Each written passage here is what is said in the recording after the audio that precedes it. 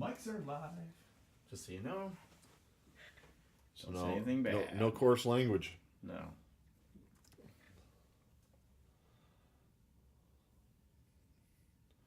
Do do do do do do do do do do do do do do do do do. The mic is hot. Yeah, that's intentional. Drop it like it's hot. It's good times. Let's see if we can get in and get this thing rocking and rolling here tonight. Just sit right back. Yeah, man. If anybody's in chat, let's get ready. As Steve Bottom would say about Deep Root, get ready. Right? Well, he meant to say keep getting ready. Well, for a little bit. For a little bit. That's okay. All right. Innovation is key. Dun, dun, dun. Yeah, Deadpool Premium is tonight. So that'll be kind of fun. We'll get this thing going here in a second. Dude, you've had more new games in this basement than most people have had new cars in their life. Yeah, it's been a lot of back and forth, man. I will take it, though.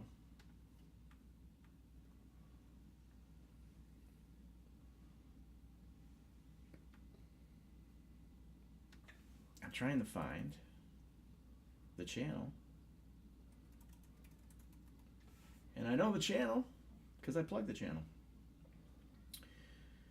Oh, looks like we got some commercial. Get our little live action going here. It beats the Cialis or Viagra commercials that normally follow this. What up, Albert? Pinball nerds. Albert. What is going on, man? Let's test some audio on some Deadpool here.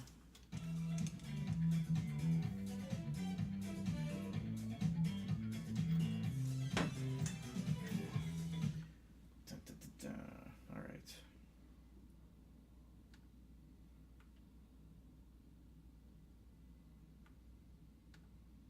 We'll wait another couple minutes, get another couple people in chat here, and then we'll start the stream. Deadpool Premium from Flip N Out Pinball, Zach and Nicole Many.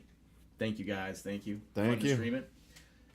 This is my personal machine that I purchased from Flip N Out, and it's actually getting picked up on Friday, and it's going back to St. Louis with Jason Fowler of Slap Safe Pinball Podcast. So it's going out On to bigger and better things. with a bang, with a bang, With a boom. with a boom. Boom's always good. Yeah.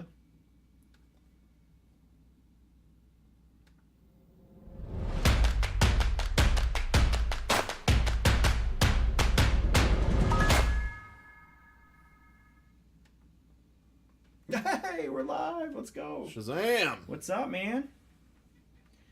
Bad boy Bill, what's going on? Nothing, man. Party people in the house. Sweet. We should maybe start off with plain old Deadpool. I updated code on this just now, so this is version 1 point something something. It's the latest version of Deadpool code. Are the audio levels okay, guys? Zach, Albert, if you could give us a heads up on that. I just want to make sure that we're not too... We're not blasting people out. So I'm Too on the crazy, pinball crazy. machine mic. So testing 1 2. And testing 1 2 over here on the podcast table. You want to do start another or a first 2-player game of the night here? I'm ready if you're ready. Yeah, let's do it. Let's do it. Welcome to my world. Hey, it's Joe Bob. What's up? Soundreth. What's up, man? Little Dennis from Eclectic Gamers is here. Dennis. If the pinball audio is a little too loud or too soft, we can adjust accordingly too, so let us know. We just recorded episode number 55, a special one lit pinball podcast, so good to have that out of the way. Hey, nice ball. Hey, just getting warmed up for There you. we go. Step up. Use the flipper buttons to select top lane skill shot. Yep, Deadpool this evening. Hey, what up, Ryan Turbo Graphics? Ryan, what's up? We're going to see you Friday. Friday, the day to be, man. Gonna be a good time. We may have to level this, man. I moved this pin right before the stream here, and I didn't even think about leveling. Hey, But real men don't level their machines, man. This game's pretty crucial to leveling. Real men don't level machines, Yeah, right? well, I guess not. Hey, man, you can hold it on the flipper. It's fine. Let's hope this area of my basement's level. Well, you want it pitched a little bit, so when you flood, it goes towards the center.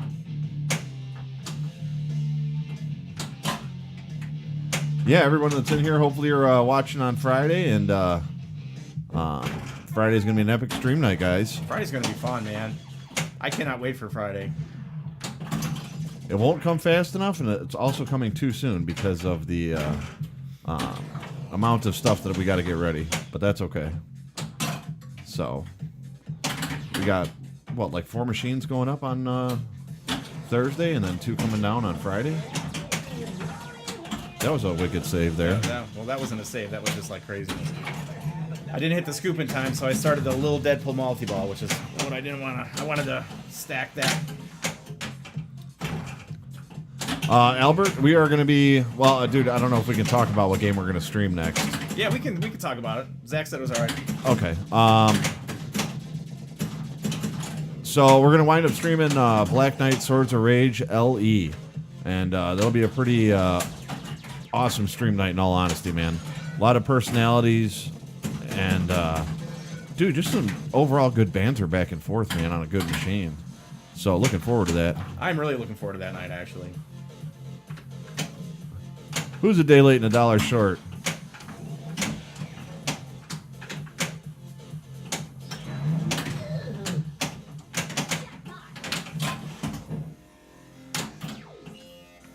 Yeah, the Black Knight should be pretty awesome. I'm looking forward to playing that one.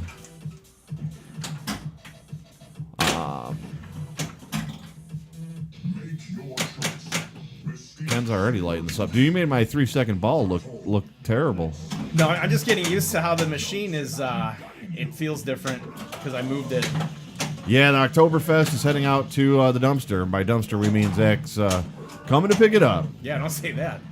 So It's right behind you, actually, Oktoberfest. Yeah, we can. Yeah, if you see it, here, I'll point to it right over here. All in its glory. Great game. And, you know, definitely going to be missed. So hopefully we'll get another one in at some point. You know what? Yeah, I'm curious to see that upper playfield, man. I've heard not mixed reviews, but some thoughts. And but there's some people that I talked to that absolutely loved it. So definitely curious to see that.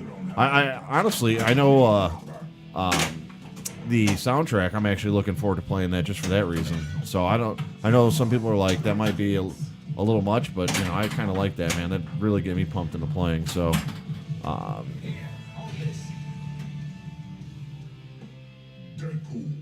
yep, it's going out to Chris Haper down in St. Louis. What's that? Oktoberfest, yeah. Is that confirmed? Is that where it's going to go? Yeah, Zach just confirmed it. Yeah, so Jobberidge says we have to destroy the machine with a sledgehammer when we're done testing. At that point, I would turn it into something else if that had to happen. All right.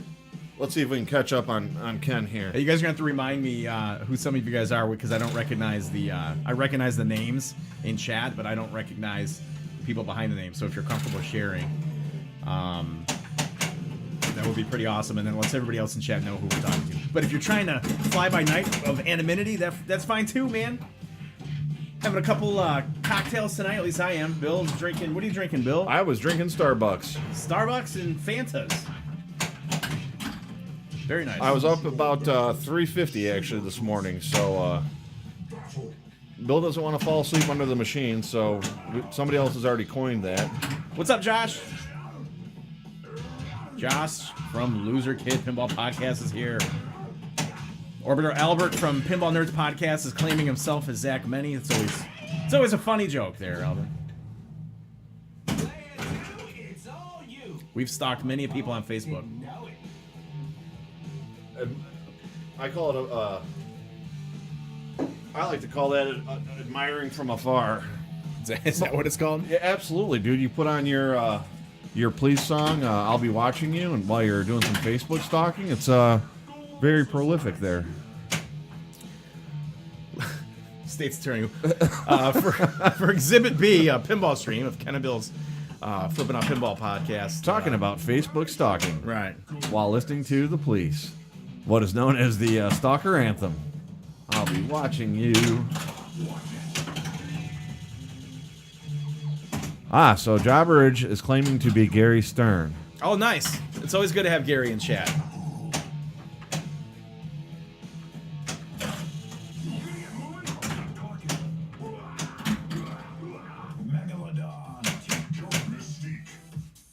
Yeah, the katana shot is cool.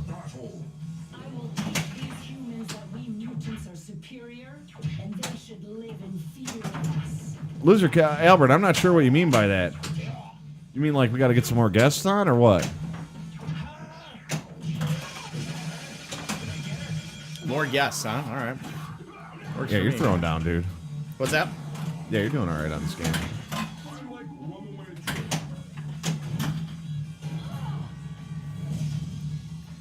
Yeah, it is definitely a good game, man.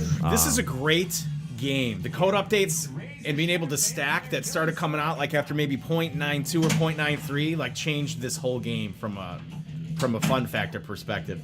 It's fun to shoot. Some of the shots require precision for them to be executed properly, but the code is so fun, man. I love the code on this. Oh, that was horrible. Sorry, John. Sorry, Albert, dude. I'm lack of sleep, man. So if I get names wrong, just bear with me. We'll get it worked out. So sorry about that. Albert, Yeah, dude. Lack of sleep, not a good thing. Sorry. We'll make up for it with our lack of playing. Yeah. All right, so let's go through the roll call here. Flipping Out Pinball. Zach. Chuck Wirt, what's up, man? Yo, this game's badass. I actually kind of suck at it, but I love it. Yeah, me too, man. I don't mind sucking at it because it's like a fun sucking. It's not like a frustrating sucking. It's good times. Oh, there's definitely games that are a lot more brutal than this. Jobber says he doesn't know why this game didn't win for Twippy art. Yeah, Jeremy did a great job on the art package. Pinball Nerds Podcast is Albert, Orbital Albert. He's here. My mic is not on.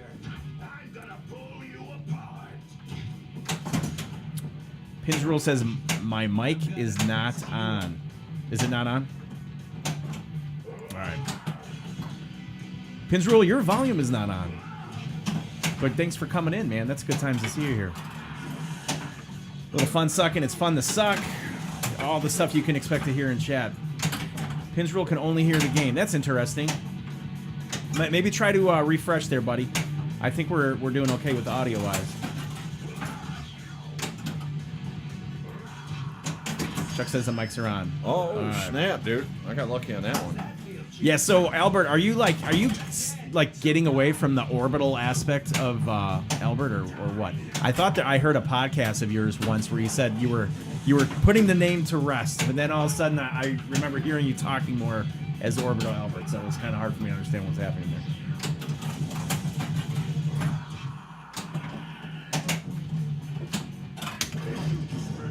I don't know. You know what? I don't know how you would only hear the game because we have two mics. We don't have a direct audio feed to the game. So any audio you're hearing from the pin is coming through our mics. So unless there's some weird voodoo thing going on where we've become vampires of voice and can't hear us, that's kind of crazy. And I'm not really doing a lot of talking on the mic, so I mean that could be part of it. That could be, Bill. You're not really adding to the chat. I am. But it's hard when you're playing, man. You're not reading these screens, right? Dude, yeah, my contributions are a little light as I'm trying to Totally suck understandable. less. Totally understandable.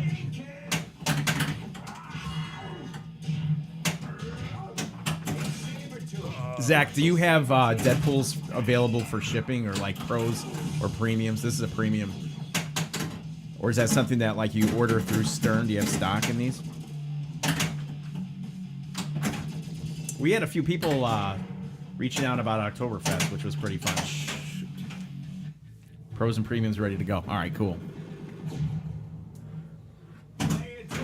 Dude, Zach seems like he's got everything in stock, though, I've man. got a pin gulp on this. I forgot. Oh, Woo. snap! Don't sneeze on the left side. No, that would be bad. All right. Good ball, man. Dude, I did a little catching up. I like it. Wasn't hard from 500,000 though. Dude, part of the reason why I want this game one day, dude, is just because the unicorn. I could see my daughter. Unicorn! Has like almost 2 house balls. This game isn't that good, guys. Sucks a little bit. You mean you or the game? Yeah, me playing the game. It's not a good combination. Nice. Same order. All right. Use the We'll Flip start the N Out dollar buttons game to soon. select top lane skill shot. Hey, we still got Steve Beatty's money from 2 weeks ago. Yeah, so I came down here. There's dollars on the table. That was from dollar games we had on Oktoberfest, I think. It was. Unreal. For the left-handed drinking game. Hey, Pins Rule can hear us. We're back. Good to have you back, bud. Thank you. Yeah, it's good to have Dennis from Eclectic Gamers Podcast here. So thanks for coming in, man.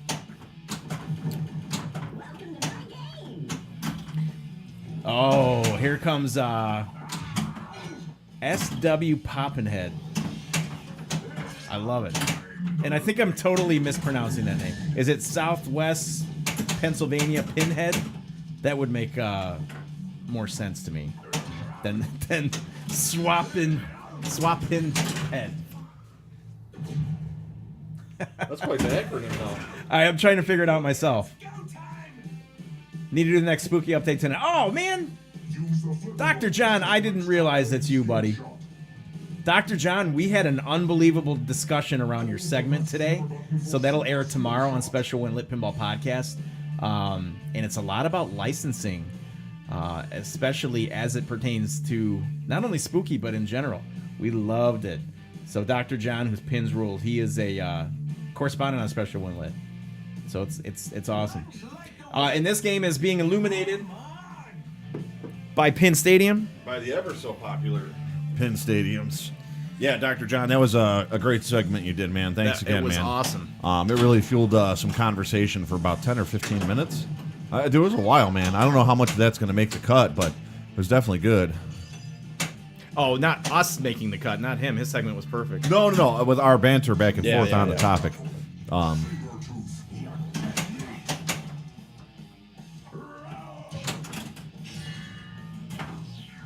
Sorry, guys, just getting caught up here, so bear with me. So this machine's leaning to the left slightly, I believe. No, man, I like the TV shows, man.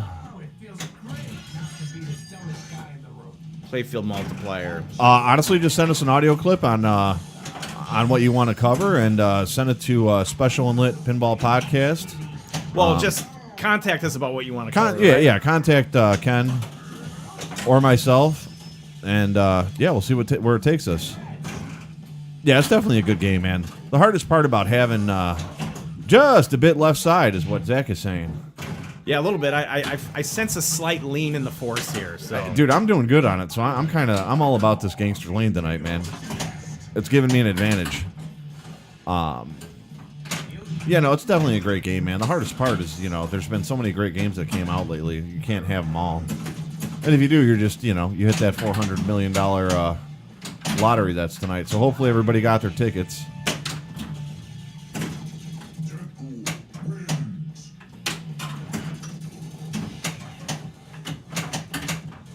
Pinball Nerds wants to ask it, can I cover Sun Coast only?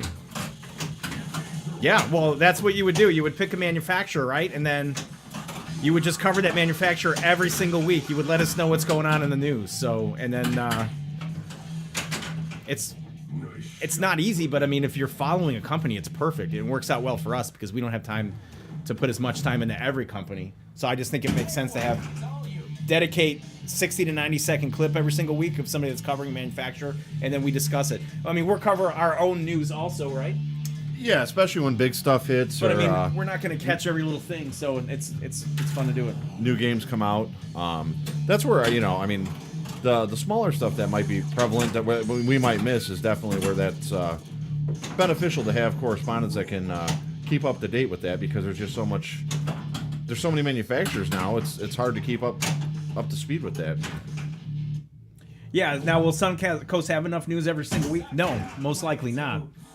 But when anything does happen, it can be discussed. So if you're going to cover a company that's new, you might not be expected to be able to have content every single week. That being said, if there's like a pin site thread or something and people are posting, even if there's a hot topic or surrounding a company, it doesn't have to be news, but it's got to, No, whatever it's prevalent gotta of be the company. interesting. Yeah. You know what I mean?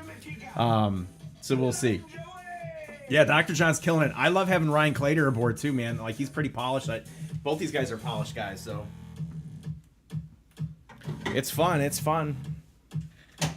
I'm loving the streaming, man. When we started streaming on Special When Lit, it was fun, but it's like I found myself not really enjoying playing pinball as much with the streams. But like with everybody that comes in and checks in on Flip N Out with us, it's just I mean, it sounds corny, but I feel like I'm playing pinball with my buddies, like 20 or 30 of them, so I do dig it.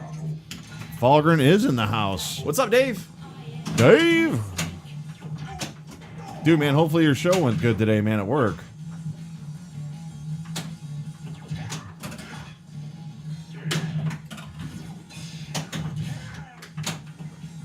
Yeah, but all right, so best artwork ever, not. But still rad art. Yeah, but dude, I mean, the artwork on something is, a big part of that is just subjective. Dude, I mean, this game got murdered when it first came out because everybody's like, it's too red. And dude, when you see it in person, I don't think it is. I think everybody likes to complain about stuff.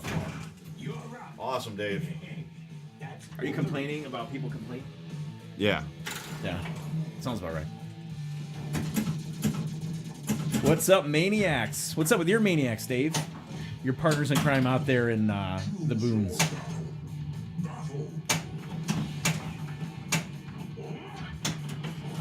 They said he had a good show last week. He had 75 people that registered, so that's pretty awesome. Nice.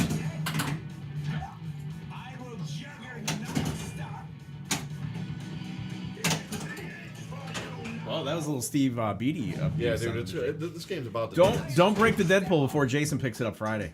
Hey, I'm just breaking it in. Slightly nudging. Just breaking it in.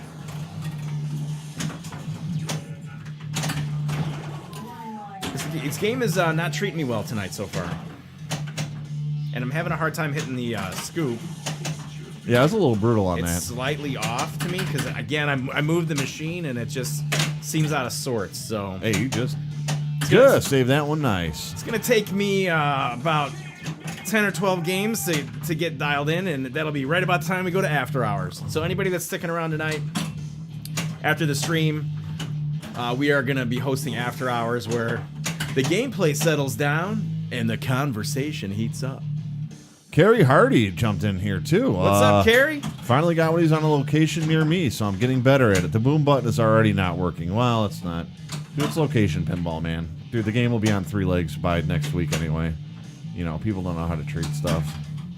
We get a little battle going here. And I saw your post about prices on pinball machines. I thought that was kind of entertaining, man, to see what some of that's going on. You know, it's funny, like some podcasts get credit for driving up the market on certain machines. I want to be the podcast that drives all the prices down, dude. And just be done with it. I agree. I mean, I think Cactus Canyon is terrible.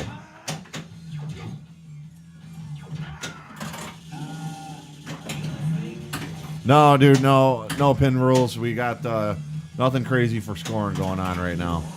Just getting warmed up because the game's a little off level, and I'm kind of messing with Ken saying real men don't level their machines. They play. We're gonna play location pinball today. Is what we're doing.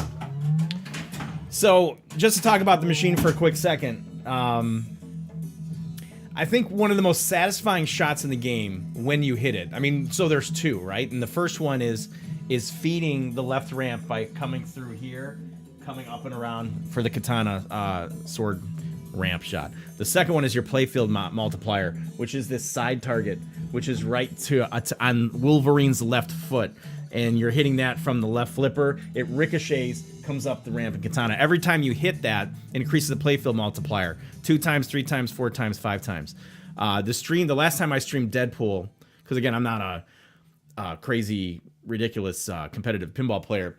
But I did challenge myself, and I said, let's see how far we can get the multiplier up. Yeah. And I was able to, that game, get it to the 5-time multipliers. And then that's when you can really start blowing up the game, because if you stack with a multi-ball or you're in any type of mode, if you're not in pinball purgatory where, you know, you're not scoring anywhere, it's not going to be advantageous. But again, every time you increase that playfield multiplier, you have, you're on a timer, right? So you got to keep hitting the multiplier to increase the multiplier and to keep it from timing out and taking you back down to 0. I think the other way that you can increase the playfield multiplier permanently would be when you collect 100 weapons. I know it goes to like a permanent 2 times playfield multiplier. And weapons, collecting those throughout the game will reward you with points by collecting them at the scoop. So we're just going to keep playing. You know, again, we're not going to get deep into the rules.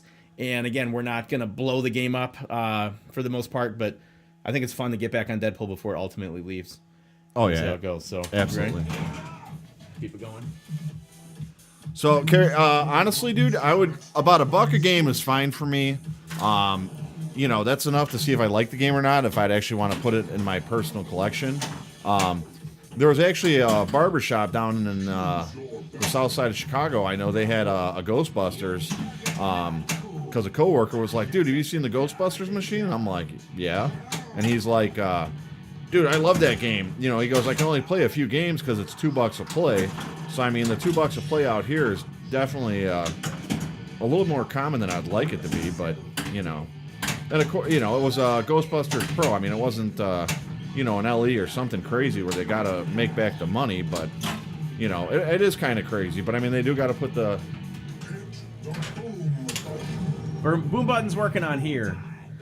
All right, just to get caught up on chat here, Carrie, your thoughts on that? What's the max price you would pay for a location pin like a Deadpool 3-ball game? Yeah, I don't know. You know what? We don't play a lot of location pinball. If you're getting over 50 cents a ball or a game, I'm not digging it. You know, if something's Really? brand new, $1 for a play? Really?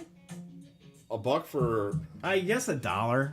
But even still, if you're playing a game, is it $1 for 3 minutes? I mean, if you're not having a good game, I don't know, it just kind of sucks. Dude, there's I'd like about 5 plays for $3. That would be pretty nice. Yeah, but dude, I'm out about of touch here. 10 minutes away from here, there's a bowling alley with World Cup soccer, and they got a bill acceptor because it's $1 a game, and it is the absolute pinnacle of a routed beat to snot game.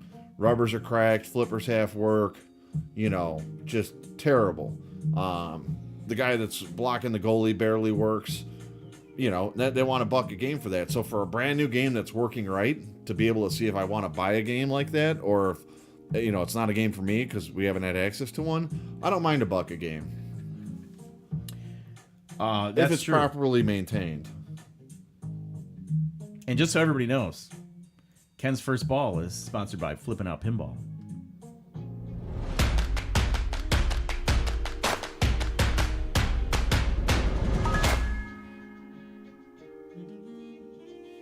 We're back. All right, let's go.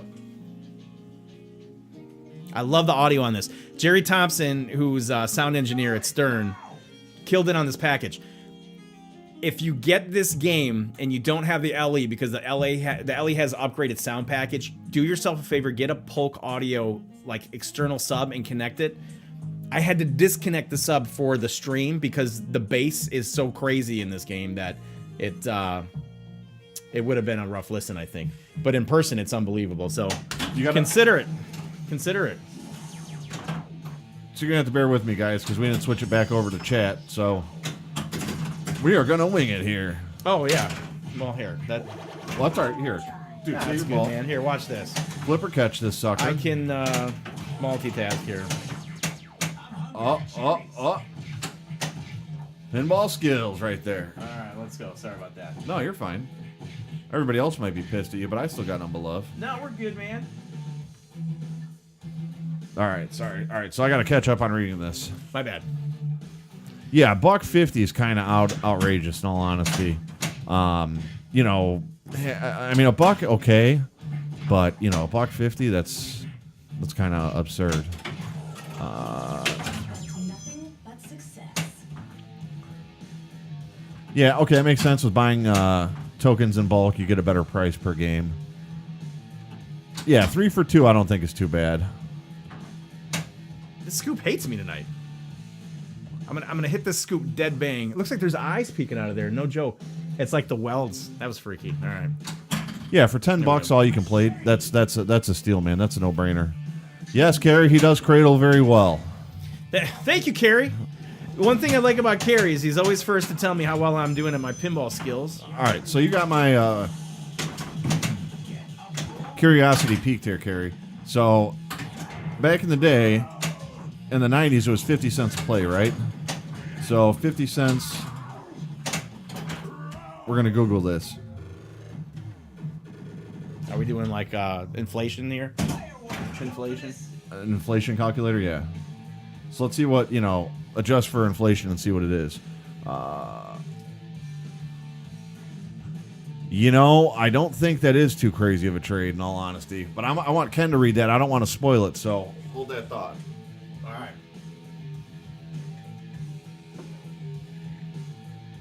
It's plunging time. Yeah, cradle the balls. Thanks, Carrie. Plunging time.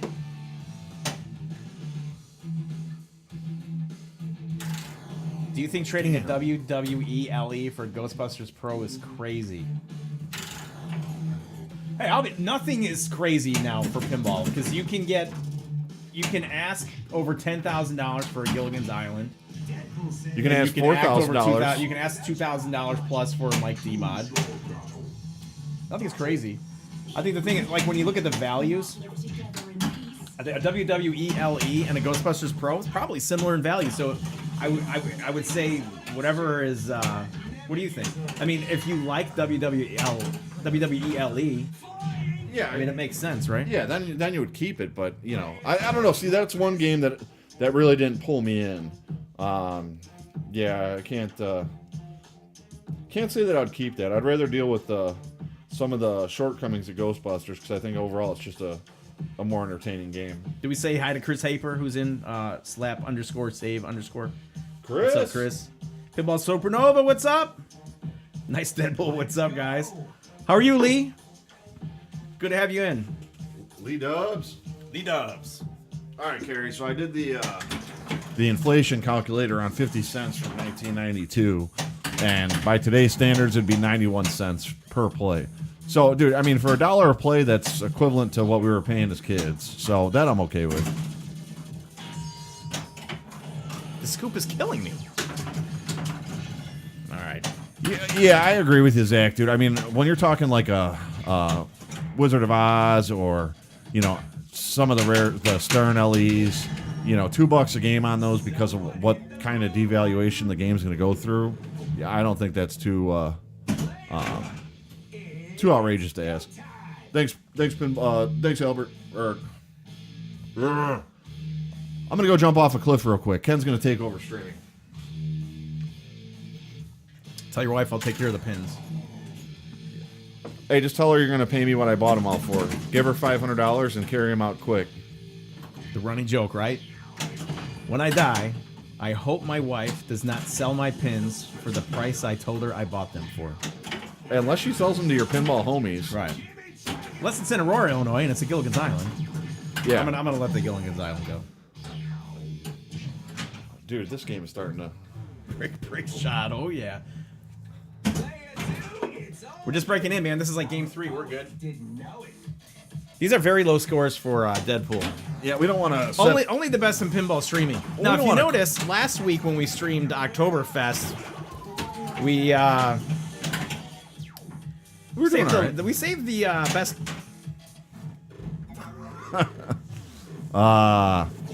Save the best game for last. Yeah. All right. So let's have some fun actually now. play.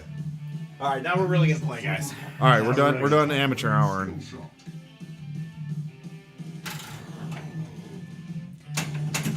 Lady Purple, hello. Welcome to chat. Thanks to everybody for coming in the chat. This is pretty fun times. I'm Ken. He's Bill from the Special Inlay Pinball Podcast. We're streaming all the new games from Flip N Out Pinball. Thanks to Zach and Nicole for letting the games come into our studios where we keep a live banter going while we play the games. And then at the end of the gameplay, we start an after hours, which is a no holds barred chat session. That's always fun. So it's good to see the conversation rolling here, guys. I dig it. When keeping it real goes wrong after hours. I dig it. Make sure you grab your favorite refreshments and relax. Lady Purple says, thank you. Was looking for something to watch and I found you guys. I want to say thanks and I'm sorry, but it's good to have you over. Absolutely. Hopefully you enjoy the show, minus what I just did there. Yeah, the that's all scoring right. is low tonight, but the morale is high, so that's good. Dr. John says, nice to hear Canada give you an apology last episode. So, yeah, you know what? Use the flipper buttons. Top lane skills. Yeah, I thought it was nice of him to kind of clear the air. I wasn't sure where he was going with some of his comments, and you know, I think it's one of those situations where, you know, it's act like gentlemen and figure it out. So it was no big deal. But yeah, I thought it was commendable for him to issue a formal statement, so to speak. Not that he really needed to, because we were just talking. Yeah, no, I think that was it was nice of him to say that, and you know, I mean, he acknowledged it, but all is well on that front, I think. Zach said he wants to tap into Bill's subconscious during after hours chat. All right, we'll do a live pinball subconscious. I like that. That Let's could do get that. deep, man. Either it's going to get deep or it's going to be all Pin Stadium. I don't know. It got pretty deep a time before, so it was pretty fun. Well, it got pretty deep into things that shouldn't have been deep. Chrono 861, what up, man? Yeah, this Deadpool is playing a little rough, but we didn't playing level a it. little bit rough here. And here, you know what? I kind of like that because it's kind of like playing location pinball where something's all jacked up. You know, kind of makes you a better player. Yeah, Carrie, you know what? $5 for 20 plays, you can't go wrong there. But yeah, dude, for $1 a game, that's fine.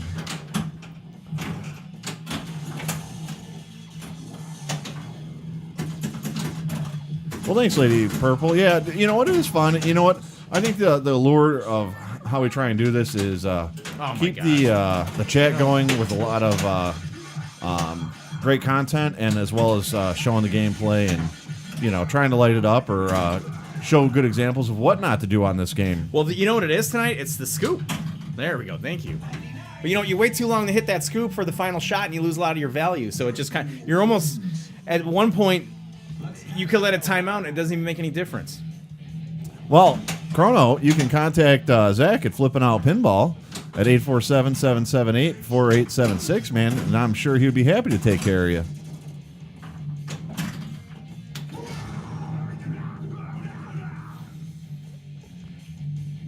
Or Chris at Kingpin. Kind of odd there, but okay. I'll roll with it. Well, Chris at Kingpin and Zach at Flipping Out are buddies, so. Oh, dude, yeah. Well, yeah, but there's always, you know, I think there's competitive mutual respect rivalry there, you know, in a good sense. It's I'm got to sure. be a friendly, competitive rivalry. Plus, Oh, yeah. You know, Zach's tenacious. He'll take anybody down when it gets in his way. No holds barred. He ain't playing. We only align ourselves with the best. Dude, he'll go full Dr. Phil on you. All right. See, why do you have to bring that up? I didn't say on you. I said he'll go full Dr. Phil. It was a conversation with me. Well, you know, hey Bill. It was a Why don't you go ahead and conjure me up? It was just a good good topic of discussion in my eyes. So what am I missing here in chat? Like, everybody's just kind of general comments. So, Carrie, the grand champ score on this machine is stock because I just updated the code tonight. Prior to that, it was 1.6, 1.7 billion, I think. Play it too. Before we did that.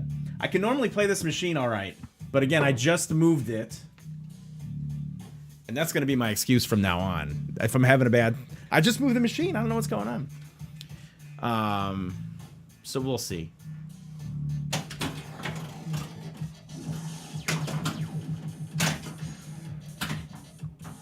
This machine, it's really sensitive to being set up properly as far as leveling and your pitch, if you want to be able to hit all these shots with any regularity. So, you know what? Honestly, dude, I've had such a long day because I had to actually work downtown today in the city, so it was an hour and like a half to get home. It was great because this morning was 39 minutes to get down there. Of course, speed limits did not apply or traffic lanes. But, yeah, honestly, it's just a long day downtown and then doing this. But definitely glad to be here. And you know what? Honestly, guys, one of the questions that I had for you guys tonight that I was curious about is how is everybody liking the After Hour show? Well, Bill, thanks for asking. I do enjoy it. I'm glad you enjoy it. Oh, my goodness, man. All right. She feels Yeah, a lot of light people. today. A lot of people don't know how to level a game. This one's all yours. Dude, you're just lighting me up today. It's not lighting up. I mean, that's not a good score. Dude, I'm gonna need like a 2-liter of Coke and a bottle Is of there a tilt bobber in the game? Of course there's a tilt bobber in the game, man. Absolutely not. Now, is it set a little generously? Perhaps. It's absolutely in there. It's you know where it's at? It's in the coin bucket. Hey, man, you know what? I saw a good trick today, and you know what? I feel bad because I can't give the person complete credit. What's who that? posted it. But Is that the earplug holding it in place? Dude, that was awesome. Trivia. Dr. John wants to know, what was the first tilt bob called? And Chrono861 says this or that, which is straight down the middle segment. Lord of the Rings, an Iron Maiden Premium, or Wonka Collector Edition. Ooh. What was the question? Well, there's two questions. There's a trivia question by Pins Rule. Dr. John, our special one correspondent, wants to know if anybody knows what the first tilt bob was called. And whoever gets it right, we're going to send you the tilt bob from Deadpool because we're not using it tonight. It's just take it out, ship it out. Get it out of here. Yeah, I mean, we just got to open the coin door and yank it out of the box. It's no problem there. Dennis from Eclectic Gamers, Dennis Kriesel says stool pigeon. Chris Haper says he would take the Wonka CE over the Lord of the Rings and the Iron Maiden Premium. I don't know, man. That's a Lord of the Rings, and is that combining both of them, or is it Lord of the Rings or Iron Maiden Premium for a Wonka CE? Or is it, which one would you just want in general? Lord of the Rings and Iron Maiden Premium or Wonka CE? Dude, I'm going Wonka on that deal. I'm totally confused on, I just confused myself. You know what, man? I'd still have to go Wonka. I wouldn't care if you got both. I mean, dollar wise, it doesn't make sense. 2 pins versus the one, but I like Wonka a lot more. Damn, Bill, what's going on here? You're playing for longer than. I forgot what I was. seconds. I forgot what I was supposed to be doing here. Yeah, it's all right. It's all right. And by that I mean losing. Zach says he'd probably take the Wonka LE plus cash over the others. Hey, it's Joe Bob says, I take the Wonka. Lord of the Rings is fun for a while, but it feels more like a chore to play. It's hard, and it's tough because as much of a chore Lord of the Rings is, you're probably not going to go out and conquer that game anytime soon.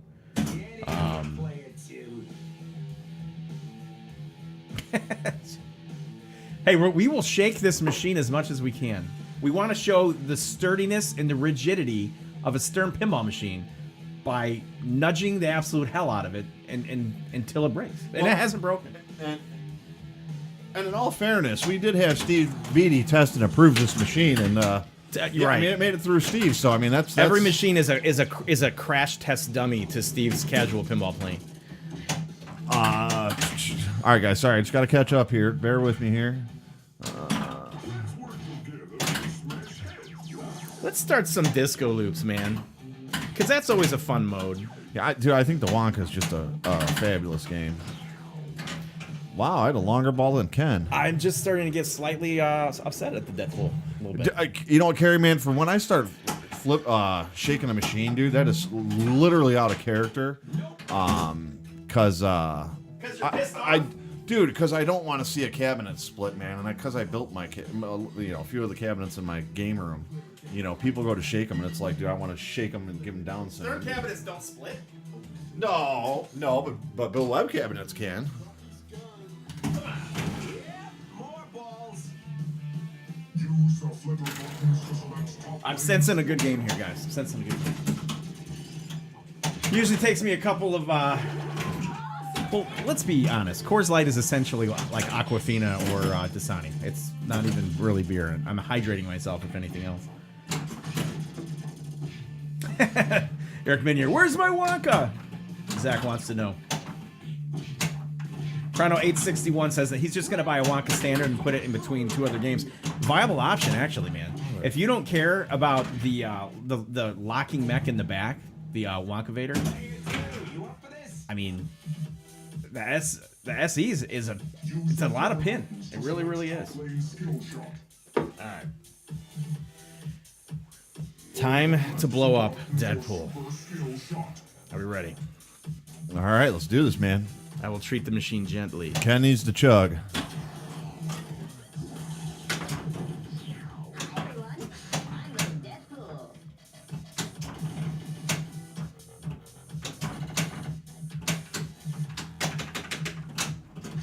I don't know, man. I think I might have to go with Quicksilver on that deal there, Chris.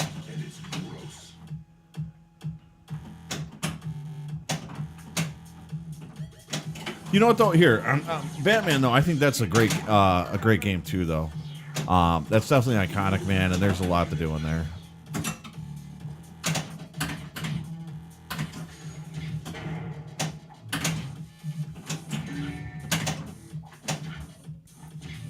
Oh, come on, Zach, man. Dude, it's all about taking the dirty pin and making it new again. That's a good time to dump nothing but money into something.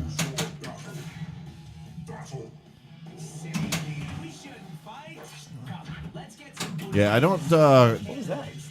I'm sorry? I caught something out of my peripheral vision there. Were you, like, Oh, I waving? scratched my ear. Oh. Really, I was going to slap you. I didn't know what was going on. You know, but It was a little bit you crazy. turned around, so I had to stop midstream. That's all right. All right. See, that's a quick final shot. No. Let's see what we can do here. Key is to get to Mech Suit Multi-Balls is my favorite multi-ball of the whole game. And I love the Jerry Thompson call out. He's like, Mech Suit Multi-Ball. Yeah, He gets Jerry you did all a happy. Jerry did a great soundtrack on this game. Yeah, I love what he did with Deadpool.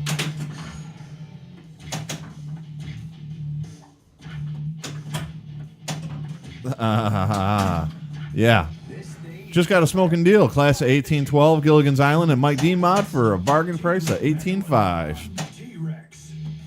That is, I mean, it's like you got 1812 for free. The lives of everyone who gets in my way. What's up, Iamoto Arcade? Hey, what's up, Emoto? Good to have you back.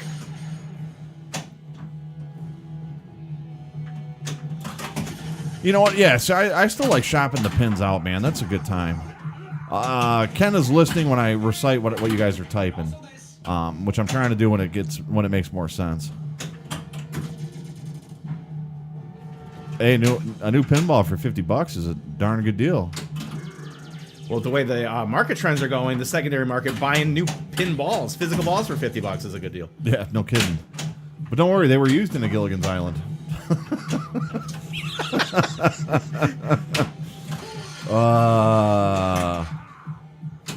Man, that's terrible. Yeah, you know what? Here, if it's a game I like, though, I would definitely no problem doing it up. If it's another game that's like, I'm not sure if I like it, then yeah, dude, just buy a clean example and sell a clean example. Nice on the Project Pinball. May the odds be ever in your favor.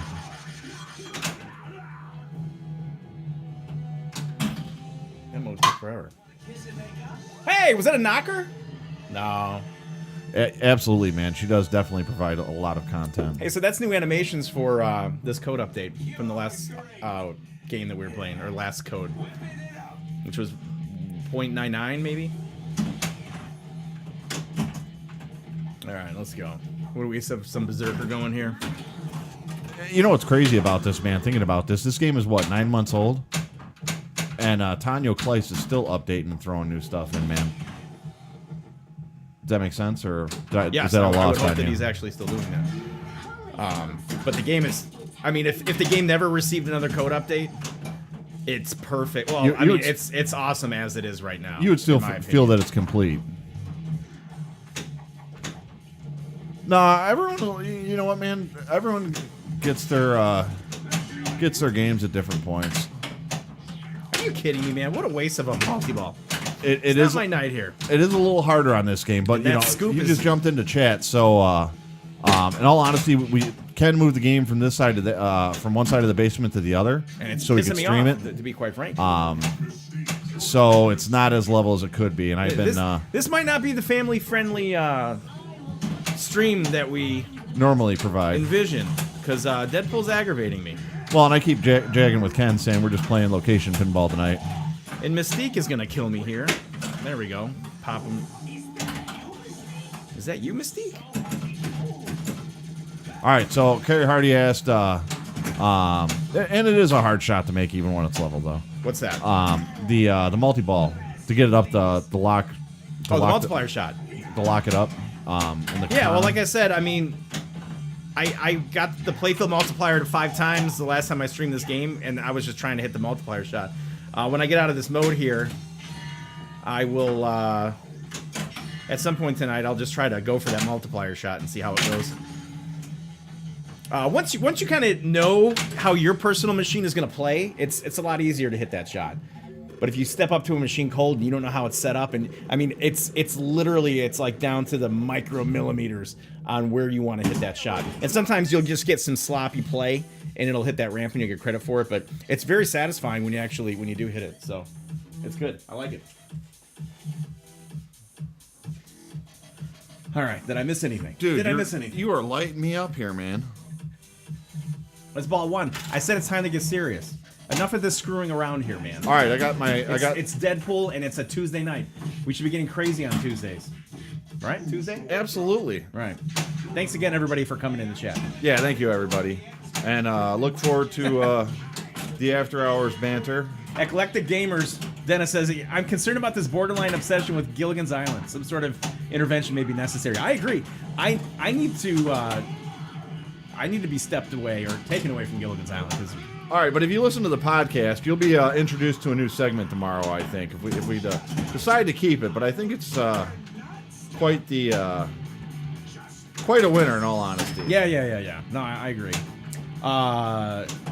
Dave says, best Deadpool that he played was the one at Stern Expo Party. Every shot was butter.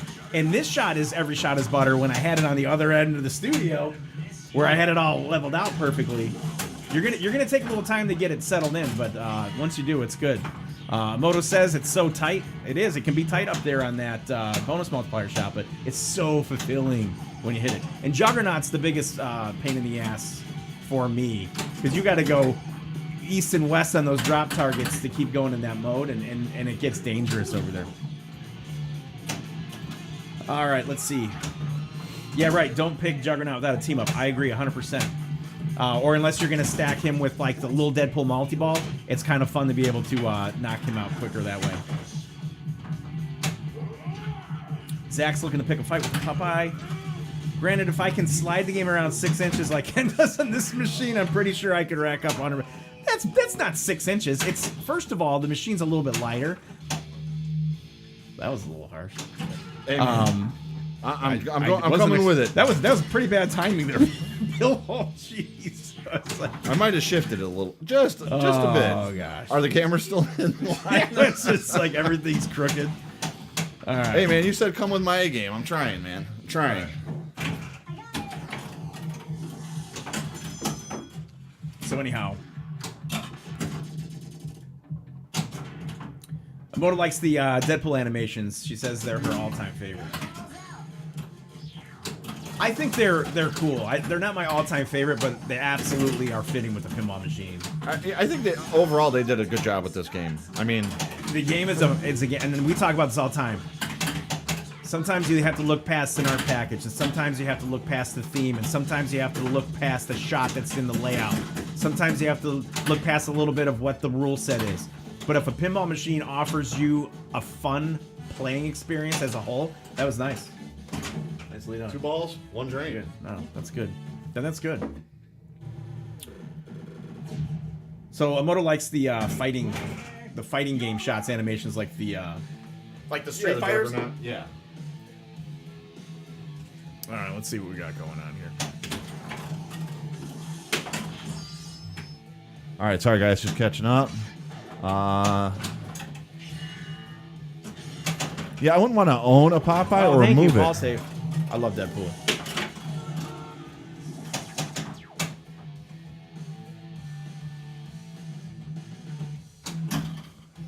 Starting to get my scoop shot down a little bit. Choose your battle. Let's finish off Mystique and let's try to stack something with Juggernaut. See if we can't get to the little mini wizard mode. Yep. You know what though? The mini Deadpool or the little Deadpool mode is kind of cool for kids. Kids. I'm not trying to talk smack, dude. I'm throwing a shout out to your daughter. It's a nice- who's 3.5, dude, who can get the Deadpool multi-ball. It's just I love that you said it like that. That's a great mode for kids. I like that it's an accessible multi-ball, right? And that's where I think you were going with that. Yeah, I don't mean to put words in your mouth. No, I'm sure you did, but that's okay. Because I never do that on the podcast or on the streams. I never cut you off, Bill. No, it's If fine. it's one thing I do is I don't cut you off. No. But you know what though? Here, I think for any game to be great for people that don't play pinball, it's got to have an easily accessible multi-ball. You know, because when somebody that doesn't play pinball gets multi-ball, suddenly they think they've beat the game and life is glorious and I don't need to play it anymore. I got multi-ball already on that. Scott says I started a new rating system, a kid rating system. It's actually not a bad idea, like, in all honesty. Or is that a horrible idea? No, dude. You know what, man? I think it's a great thing. Here I saw a Shrek listed today for $5,000, and I was like, part of me was like, that'd be kind of cool to have for my daughter. And then when she's not around, throw the Family Guy sound ROMs if in he it. sells that, he's halfway to Gilligan's Island. He does. He is halfway to a Gilligan's. So he's only an hour and a half into his tour. But that's okay. This is true.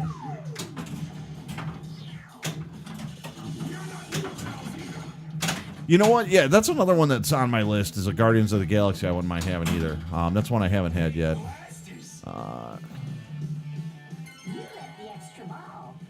that's good.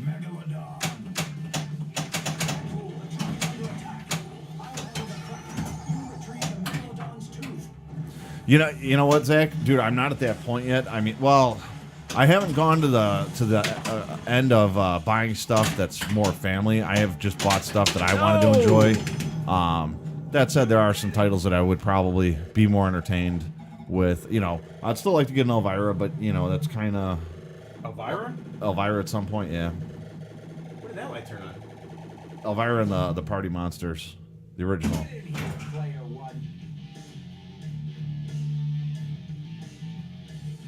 There's some creepy things going on in the studio today. The AC/DC Lucy Seeing was a things. little risque. Dennis was asking, what unfriendly kid games are there? Oh, so the Lucy package is one of my favorites, but she's in a little bit of a compromising pose that can be easily covered up by putting that pin in a row. It doesn't bother me, but so this is my whole thing with pinball machines and as I'm trying to. Oh, is it my turn? Yeah, I did not get a ball save on that. That was just choice. All right. With all seriousness, there's something not right down here today. Like, because I saw. I'll tell you later. I thought I saw something earlier that concerned me. Like that light just turned itself on, and we haven't been up or down on that stairs, right? No. And that's on a slider. And I purposely keep these overhead lights off because we're streaming, right? And I don't play it. Yeah, the slider was up and that light was on, and my basement door is locked, so that I don't get any of the munchkins down here. Yeah. So that was a little bit strange. So your slider's broken or you're haunted? One or the other. Well, I'm also. I mean, this could turn into like a Blair Witch pinball stream. So if you guys see some like apparitions floating in the background, let us know. If you see orbs, please go ahead and clip them, so that we can see what's going on down Yeah. All right. Are you a good ghost or a bad ghost? Let's not open up the communication here. Hey man, dude, grab your Ouija board, man. Let's make this sucker real. I would not mess around with Ouija boards. That's a story for after hours. Oh my gosh! So anybody that wants to hear the Ouija board story, And I'll from give you Ken. a preview. I had a girlfriend that got a Ouija board like back when I was in college, and I am not a Ouija board guy. It's just not for me. And the things that I saw, that I thought I saw, Do not get a Ouija board. It's not good. Juggernaut. All right, so we got some team ups with Juggernaut. If we can get Juggernaut down here, we'll be in pretty good shape. You know what? All right, so I'm reading your post about playing the House of where was the title? The House of Dead. All right, and you know when I was like 7 or 8, that was the first time I watched Die Hard with my dad. There was no, this is too graphic. This is too, Holy cow! Do you remember watching RoboCop? At least when I was growing up, I watched RoboCop. It was pretty bad, man. Well, yeah, but dude, there was no sensitivity training when we were kids like that. Or, Right. dude, feelings and stuff didn't matter. It was, grab a can and suck it up. It is that's a little cold spirited right there. I don't even want to read Spirited. What's that? that. What's haunting the studio this evening? Yeah, BD's off in Czechoslovakia, Russia, Bosnia, Croatia, right? Croatia, dude, he's all over Europe right now backpacking. And nobody knows why. Yeah. And it's for like No, an we know extended why. period of time. We asked him, and he said, dude, I just want to go check it out. He said So- he wants to go eat and drink. I'm like, dude, you can do that here. Anywhere in the U.S. Right, hit a Croatian restaurant and go to Benny's and get something to drink. I don't understand what he's doing. So, all right. So, absolutely. And that's the hard part. So, Dennis, going down this list here. So, my sister, she's raising her kids a little different.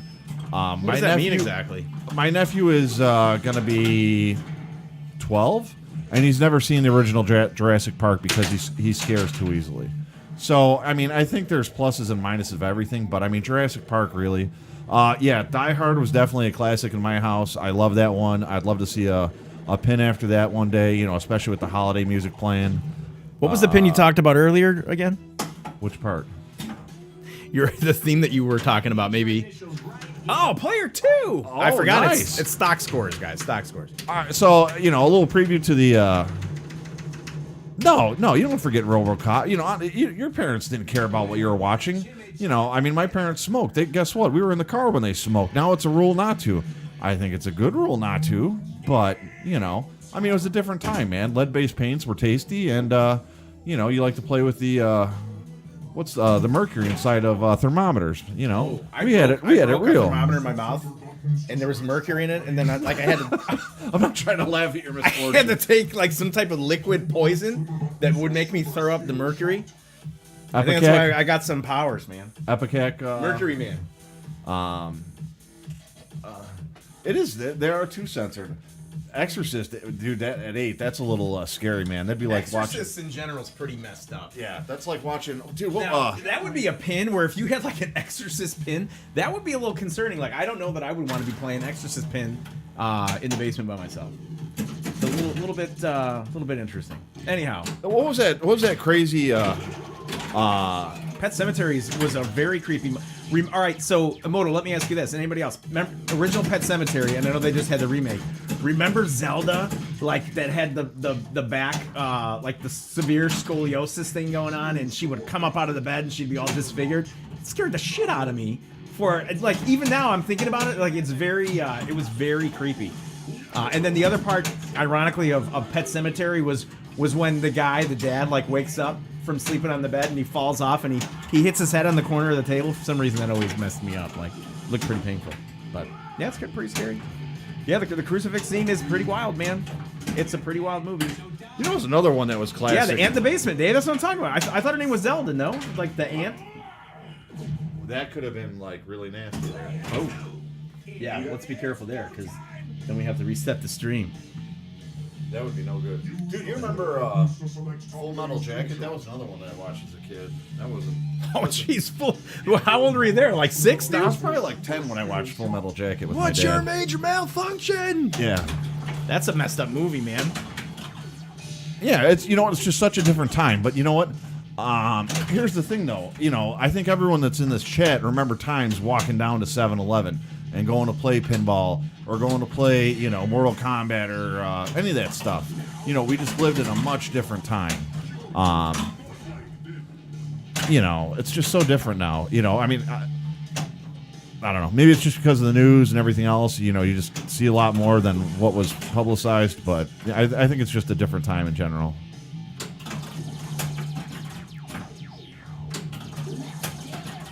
Let's dance.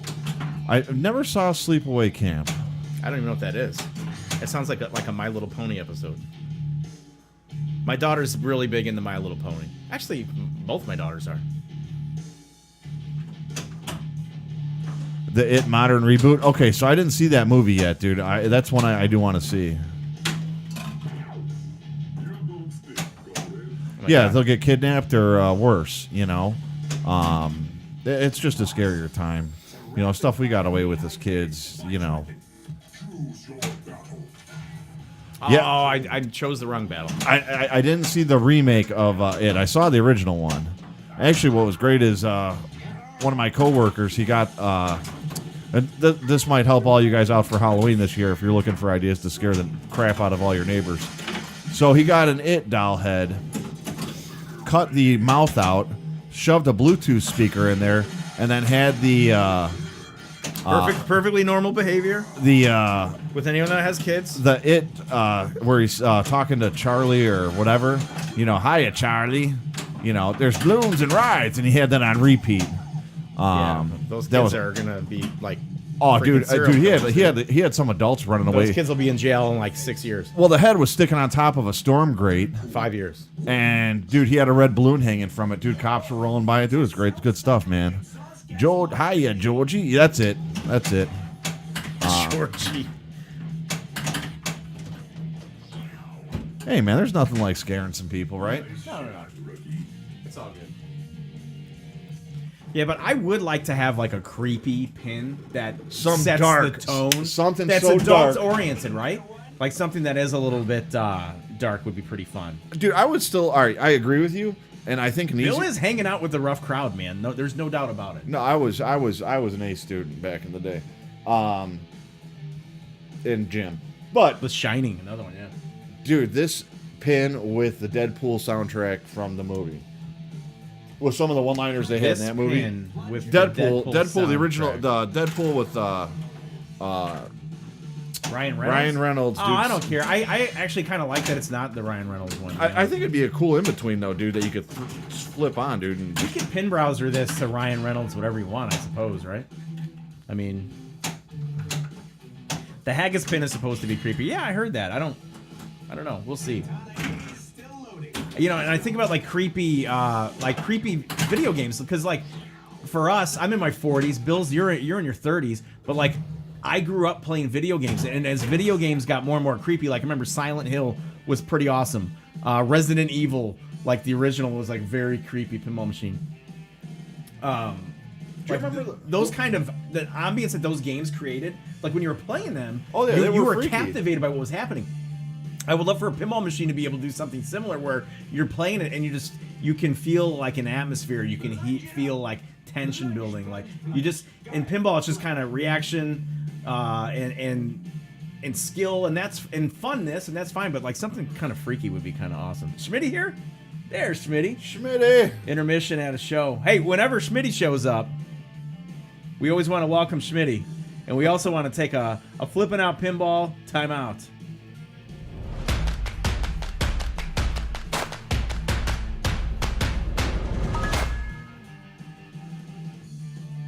Schmitty's here. What's going on? Good times. All right, let's go. You all right, Bill? All right, so maybe someone in the chat can help me look at. Was it Night Trap? Night Tramp? All right, Night Trap. I was All like, right, that's a whole nother pin, man. That's like No. Cinemax late night or something. No, that wasn't Cinemax. That wasn't Cinemax. That wasn't Cinemax, Right. dude. Sorry, guys, I'm catching up on reading. Hogan's Heroes. Hogan's Heroes. Yeah, Schmitty is in Branson, Missouri. I was talking to Schmitty today. Don't worry, Zach. You'll be toting some stuff back for him. Just in a little FYI.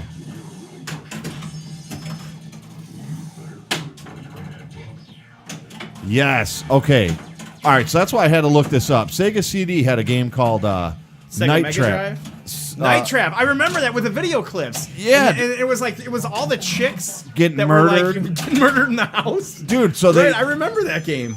All right, Dennis. All right, so this Dude, is you're one. with all due respect, I don't mean to cut you out because I never do that. You're the only person in my life that ever knew what that game actually was. I can't even play pinball now. Night Trap. Yeah. Yes. So my buddy had a Sega CD, and his dad bought him like 2 games, and of course one of them was Night Trap. So you literally sit. black ninja dudes trying to bust in, right? Yeah, not ninja, dude. I thought they were like. Well, they were killers, but Killers, yeah, whatever. Ninja-like. Yeah. Yeah, that was the one we played the snot out of that game, and they banned it from the stores and yanked it and whatever. Yeah, dude, I was just reading it. Sorry, guys, we gotta educate our people here. They're probably in like the landfill next to the ET. You laugh. The ET 2600 Atari cartridge. Anyways, Night Trap was, and at the time it was like you were watching video clips reacting to your game in real time. It was pretty cutting edge stuff, man. I was digging that. You're up. All right. Don't worry. We won't jump right from Night Trap. Oh yeah, you will. Dude, you know what? That's one game. Dude, we got to figure out how to play. Dennis said he played Night Trap. A friend owned it on Genesis. Yeah, but like for Genesis, you needed like the Mega Drive add-on, the Sega CD add-on to play those multimedia games. Yep. Sega CD. That was pretty cool. It was Sega CD. You had your. Sewer Shark was the other game. What a letdown. Is that the one that was banned too? I know it was 2 games that was banned. Were they banned because they were risque or banned because they were just kind of shitty? Because they were supposed to be violent. Dude, but then you walk down the street, dude, and go throw down on some Mortal Kombat. You know, it was like, really? Yeah, Soprano 861 full motion video. My brother has a complete Sega CD set. See, that's awesome. Like, I would like to own that again. Dreamcast was Or borrow it. like my favorite system that never got going. Amoto says she's late coming back to the conversation. Eclectic Gamers Resident Evil would be excellent. Door opening animations all day long. The original Resident Evil was just fun and creepy on PlayStation. So, Imoto, do you remember Sega CD's Night Trap?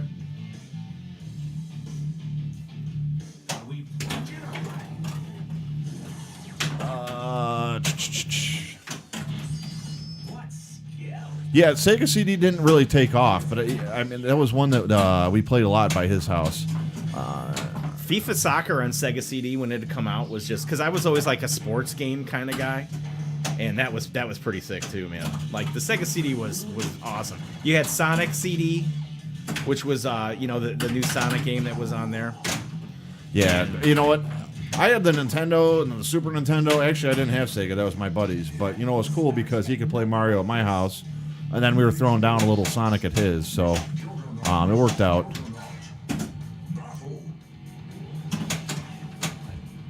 All right, so full disclosure, the last game system that I purchased was a Nintendo 64 that I still have and I still play occasionally. And actually, the wife and I will still throw down Super Nintendo right in the basement and play either the original Mortal Kombat or Battle Tetris. No kidding. Oh yeah, dude, we still Your throw wife's down playing a on that. little Nintendo 64. Oh, she's brutal, Like a man. little Mario Kart or something. We'll do Mario Kart, but yeah, dude, it's all about the Tetris at our house. Interesting. I'm in an interesting predicament here because on the mystery award, I was awarded the extra ball being lit, but also I'm 2 weapons away from another extra ball. So this could be the rare occurrence on a Deadpool where you can nail out 2 extra balls with having a pretty shitty score. So not really progressing. So Just honest right here. There, yeah, I'll take one. Extra ball to go, please. I will choose a quest. No, I'm not gonna. I'm gonna cancel the quest. Well, I didn't cancel it. You know what? I was supposed to hold down the center button. Yeah, I would like to see a Star Wars premium.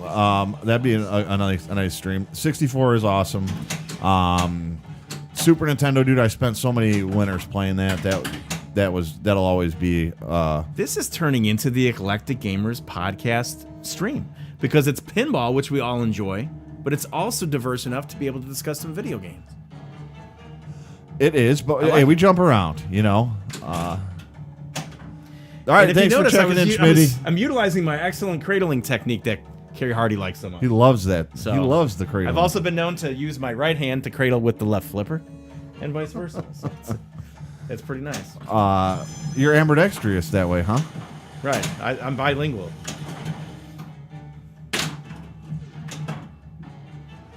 You know what? I think they could become pinball themes, Dennis. You know what? I really do. It's just I haven't seen a great execution of that in my eyes. You know, I mean, what do we have? Like Street Fighter 2 is one of the video games that came out to be a pinball machine.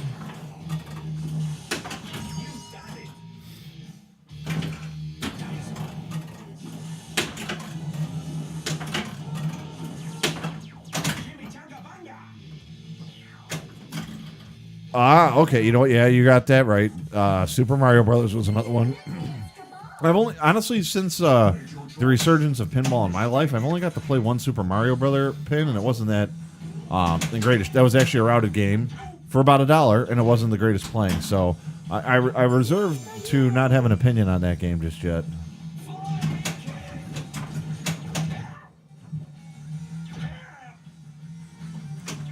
Maniac Mansion would be cool.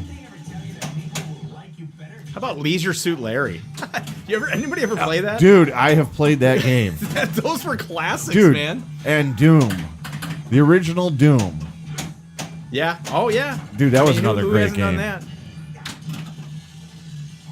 No, Dave, shit's not going to get real for another, I don't know. What do we got, another half hour of streaming or so? Yeah, what time do we have here? 9 o'clock. So Dave Hologram already like, time for, it's going down. I'm just ripping orbits, not even paying attention to my mode here. I got to look that up, Dennis. Thanks for letting me know, man. I'm going to actually take a picture of the screen here, so I don't forget to look that up, man, because I think the Doom one would be pretty cool, man. I spent a lot of hours playing Doom back in the day. Let's get out of these. DuckTales would be cool, man. All right. How many people in this chat could actually sing DuckTales? A DuckTales pinball machine? You remember? Yeah, I remember. Huey, Dewey, and Louie, I think, right? And then Uncle Scrooge. Right. With the giant pit of money that he swam in. He was like the Bill Gates before Bill Gates type stuff, you know? Wow, I ripped that spinner. Are you kidding me? I don't feel good about this ball at all. We all feel pretty old. That's why we play pinball, to feel young again. Yes, tailspin would be cool too. I think you kind of nailed all that. You know what? Another video. Well, I won't say it's a video game pin, but based off of a comic was the Turtles, Teenage Mutant Ninja Turtles. I remember those. They were like the turtles with the half shell, right? And they had turtle power. Yeah. Oh, Knocker. Free game. Knocker, not knock her. Knock speaker. That's actually in poor taste. Not when I said knocker, I heard disqualified.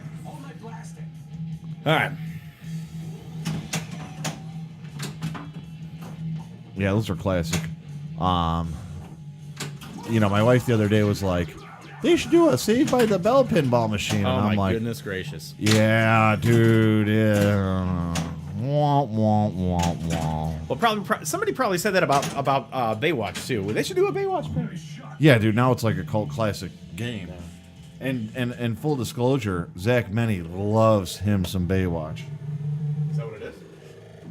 Oh, dude, he was bagging I on like it on a his little Baywatch. on his Mega Man, another big. on straight down the middle. He was kind of like, oh, Ken's got to enter some initials. Nah.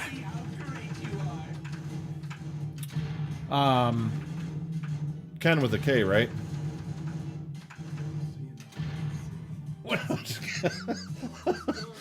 Yeah, Just effing with you, man. from what I remember it with the K.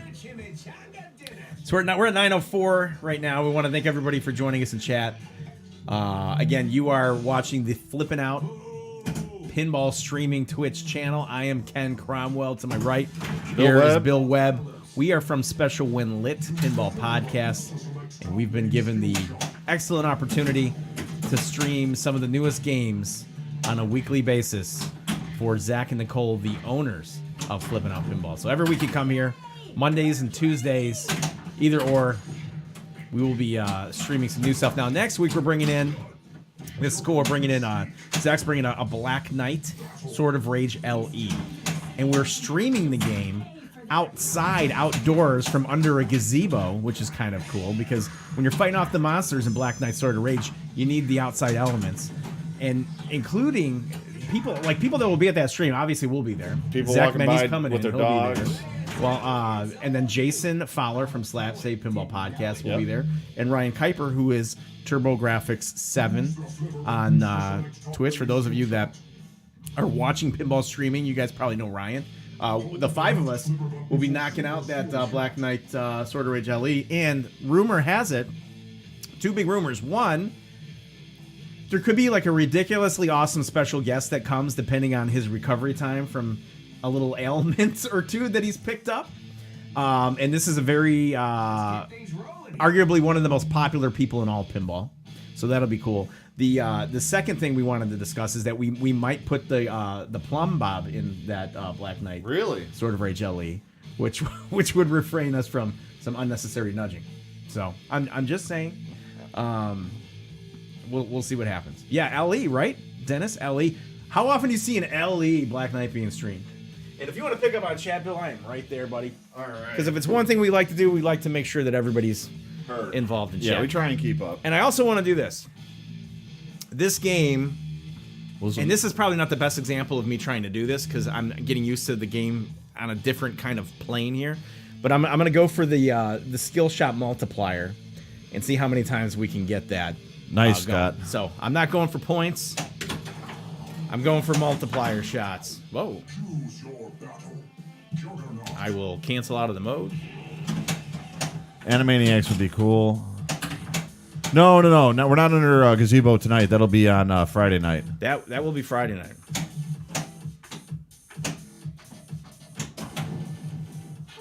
Part of going for the skill shot is being able to park the ball on the left flipper. So here we go.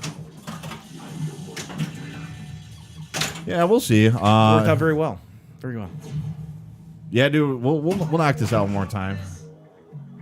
Why don't you watch chat for a second because I've got to run upstairs for a quick minute, and I'll be right back. All right, then we will switch places, and yeah, Scott, yeah, dude, I got to figure out how to play that game again. That's definitely a throwback. We'll have to be talking about that.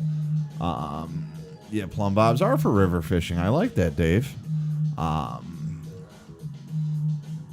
eat that? Sorry, just catching up a little bit.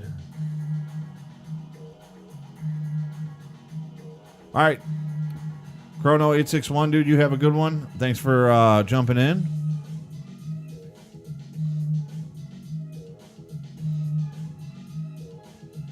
Yeah, definitely looking forward to Friday. Friday is definitely going to be an epic night. A lot of good time in. Have some. I'm sure we'll get some pictures on Instagram and Facebook that day of our travels with everyone because that should be a pretty epic day.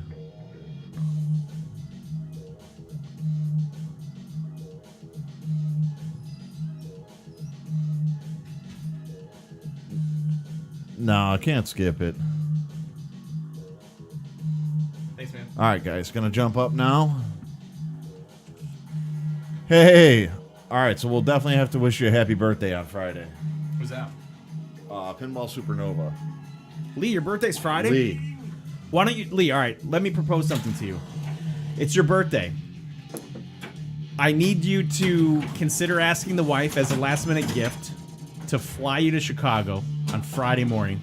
We'll pick you up. You come stream some pinball that night with everybody, and then we'll get you back to the airport on Saturday or Sunday. I mean, that would be kind of cool. There's always a 6th microphone available. Yeah, So consider it. I mean, we're upgrading just for this. June 7th, yeah. Let's go. Oh, roundcollector.com. That doesn't sound like that's very legal. All right, here we go. Again, going for the multiplier shot, which worked out very well for me last time.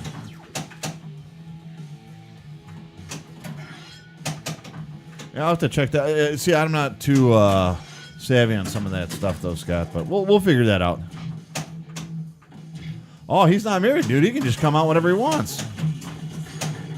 Well, if you have a girlfriend, dude, you're not married. So, I mean, dude, you might have a little more forgiveness there. Where are you? Lee's down in Texas, I think, right? We're playing a lot of flipper stupid stuff here. I got to stop it. Yeah. This will be the last game I go for the multiplier. All right, New Jersey. Oh, dude, that's nothing like a 12-hour ride, man. You know who Lee's pretty good friends with are Rob and Kim at Lermont. Okay. So that's kind of cool. Yeah, but dude, who aren't they friends with? They're just awesome people. Nice tap passing attempt. Yeah, I'm having a rough go at it at Deadpool tonight, Dennis. I've been known to be able to cradle pretty well and tap pass on occasion, so it's not my night.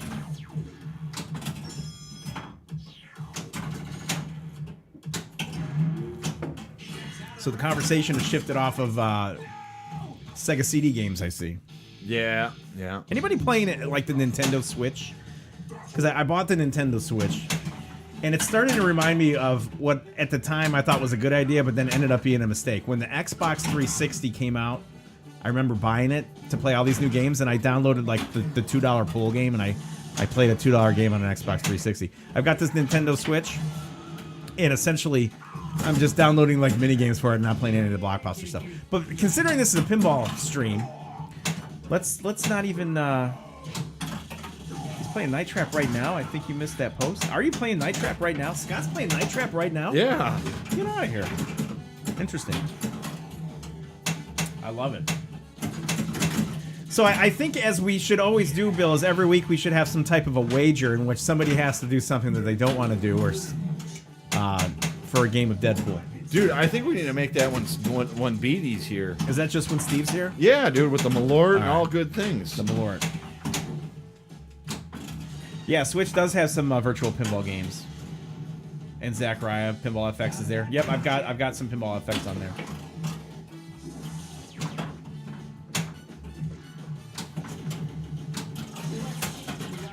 Snivy Try says, I made a game with zombies. I don't know what that means, but it sounds kind of fun. I dig it. And they said that's on the Xbox. Yeah, it's probably like, right? Like you're getting ready to buy this new console to play these $60 games, but then you go into like the marketplace and you're like, oh, I'll take that $1 app, and then you have fun playing the $1 app on at the time like a $300 or $400 machine. I believe it. Right. All right. Hey, it doesn't matter as long as you're having a good time. I'm now going to attempt to go for disco loops, just because I enjoy that, and then we'll get back to some gameplay here pretty soon.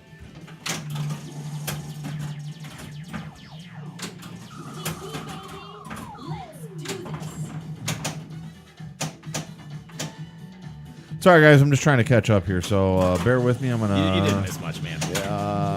Yeah.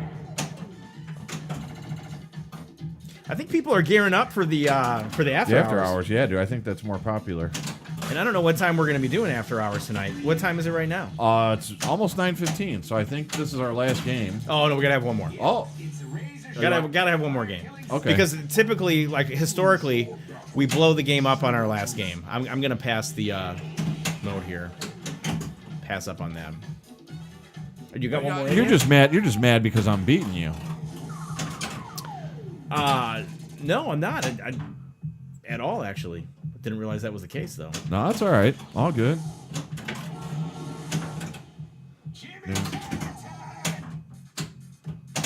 All right, we got a little Deadpool multi-ball starting. This multi-ball brought to you by Little Deadpool. Yeah. We shall see how this game will go, but I can get risky on purpose with the shoot again insert flashing. Otherwise, I would not do that. But I have nothing stacked with little Deadpool here. you, so. you got nothing worth collecting right now. Well, that was convenient. There we go. Nice. That'd have been cool, Dennis.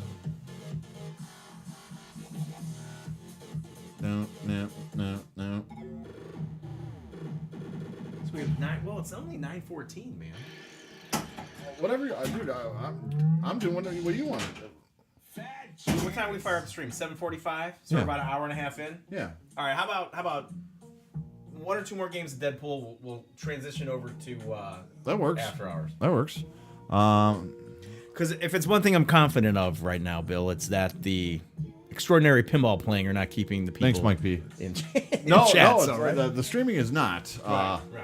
But you know what? I'll tell you what. How about we do this? How about you entertain for a minute while I use the facilities and make a quick stop on the weather check. Yeah, no, that works. All right, good times. All right, so while Bill is upstairs and taking care of a little bit of business, we're going to take care of a little bit of business, a little bit of housekeeping here on the Flip N Out Pinball Twitch channel.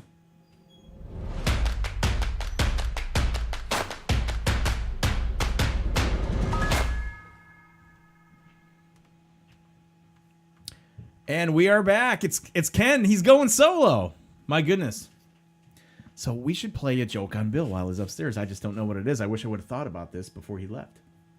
And the joke should be like, when we start after hours, I think which is going to be in the next 15 minutes or so, I think we need to figure out a question that's going to make him uncomfortable. And then we just keep pelting him with it. That is so horrible. I'm not a good co-host of a pinball podcast when I'm trying to set the guy up. But it might be kind of fun. I don't know. What's up, Dirty Toes B? Hello there. When are you guys getting blurs? I'm not getting blurs. I've got pretty good vision, actually. So I don't know, Jimmy Honda, if you might have mistyped or if I just misunderstood. Snivy tries. Question, tightest underwear ever worn? That's the uncomfortable one. All right, well, you know what? Interestingly enough, there was a Calvin Klein incident that happened earlier today in the Epic streaming chat between myself, Zach Meny, Jason Fowler, Ryan Kuiper, and Bill Webb. So we'll keep that for later. The blur, the description below your screen or your stream. Oh, is that kind of blurred out a little bit? Oh, there's a blur here. Okay, so you know what that is? Let me see if I can fix that, actually. Hold on.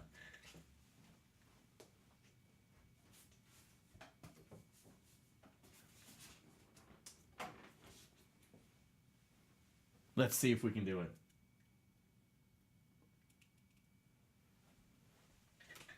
So the blur, so this is how it actually, oh. Well, hey, that's perfect. Now you can't see anything, right? Hold on one more second. So the blur is actually, so to get lighting properly done here, we have, there, that's a little bit better. We've got multiple cameras at multiple angles, and to try to all make sense, like to orchestrate it all so that it's like a symphony of streaming is kind of complicated. We've got the pin stadiums that are illuminating the Deadpool. We have 1, 2, 3 cameras here. We're getting ready to add a 4th here in a couple weeks. We've got the 2 mics. We have kind of a some offset lighting, which probably to your advantage would be to turn that off. And I can show you what that looks like turned off. So if we don't have that set lighting, then we turn it off. So now I'm in like the haunted darkness, and maybe that's not too bad. I'm trying to look to see. See, I'm here. I'm like in that Talking Heads video, burning down the house. So we'll see. Have we considered using T2 cameras? We'll consider anything, man. We're trying to get the streaming down, but we'll see. Most people put how to donate and stuff like that below it. Okay, we're not asking for donations here right now. We're trying to get affiliate status here on Twitch, which means we need to stream a certain amount of days and a certain amount of hours and have a certain amount of followers and that sort of thing. Generously, Zach and Nicole from Flip N Out Pinball said, once we achieve affiliate status, anybody that would like to donate to the stream, whether it's a subscription from an Amazon sub or a Twitch sub, or wants to donate bits, that they're going to allow us to kind of receive those. And we're just going to kind of put it back into the stream and into our podcast, so it kind of supports. But while I'm in the, 12. Sorry, Dennis. Not T2, 12. Your joke is ruined now. Yeah, we considered 12 cameras, but we settled on 3 for now. Let me go back and turn the lighting on, and I'll be right back. Bill, are you back? We are back. We were experimenting with lighting. There was a blur spot, evidently. Okay. So I'm back again. The blur would work nicely on the sword of Deadpool. All right, you ready? Yeah, you ready? Do another. Good luck, everyone. Yeah, so Zach, once affiliated, all bits and any subs would go to ourselves for our work. I don't know that it's exceptional, but it's fun. We're having a good time.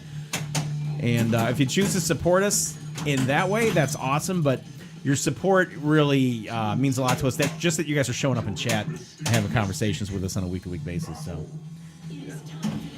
It's just a nice get together with everybody. it's fun, man. Like I look forward to this every single week. It's a little escape for 2 or 3 hours from everyday life, man. And it's gives me an excuse to play pinball and to chat with our buddies. So I absolutely dig it. When did the official Flip N Out Pinball streaming shirts release? Dennis from Eclectic Gamers asks. And Zach says 2 weeks. I like it. I like it too.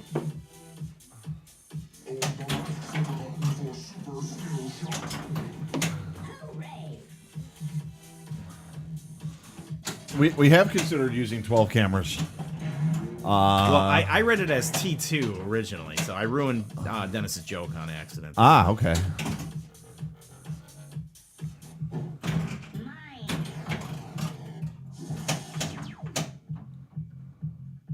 Thank you for the compliment. I mean, we do try to bring good quality on the video and audio on the streams, and hopefully we're doing it justice. That is a nice compliment. Who said that, Bill? That was Zach.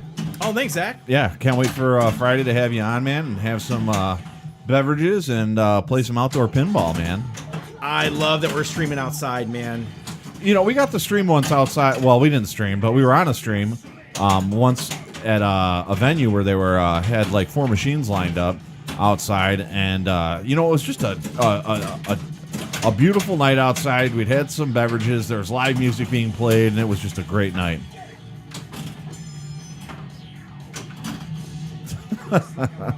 Dennis, you are always supportive of Zach.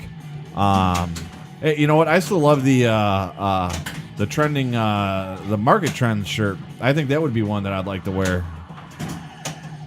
I know Dennis might not be a fan of that, but that's okay. Sorry, Dennis, man. You know, with your love for that segment, it's a good time.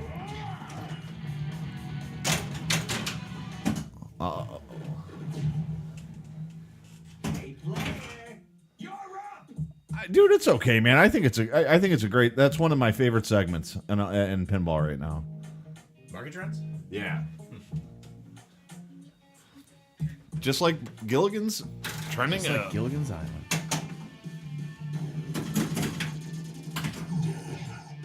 So Scott says the stream is excellent quality. He has that a nice monitor and it shows up well enough with HD quality. It's not for your show. That's awesome. Thanks, Scott. Thanks, I Scott. appreciate it. And let's not forget to mention, I mean, Scott, these games every single week are illuminated by Pin Stadium kits that Scott from Pin Stadium is providing. So this Deadpool Premium has a Pin Stadium kit, and it's a tremendous help if you want to play Deadpool. Especially has some dark spots in the middle of the playfield, but not with the Pin Stadium. So I mean, we appreciate it. Good customer service, quality product. It doesn't get better as far as the pinball mod community goes, in my opinion. So thank you, Scott. Dirty Toes says, I don't hate you because you're beautiful. I hate you because you defended the Hobbit. Who said that? LOL. Dirty Toes B. Okay. Dr. John says, market trending t-shirt with a picture of the Hobbit on it. That would be pretty sweet. You could probably sell that at some shows, I think. Yeah, you got a licensing on that. Trending up this week on Pinball Market Trends, the Pinball Market Trends Super Limited Edition tees. Coming in 2 weeks. The Dennis Creasel Limited Edition, Hobbit Limited Edition shirts.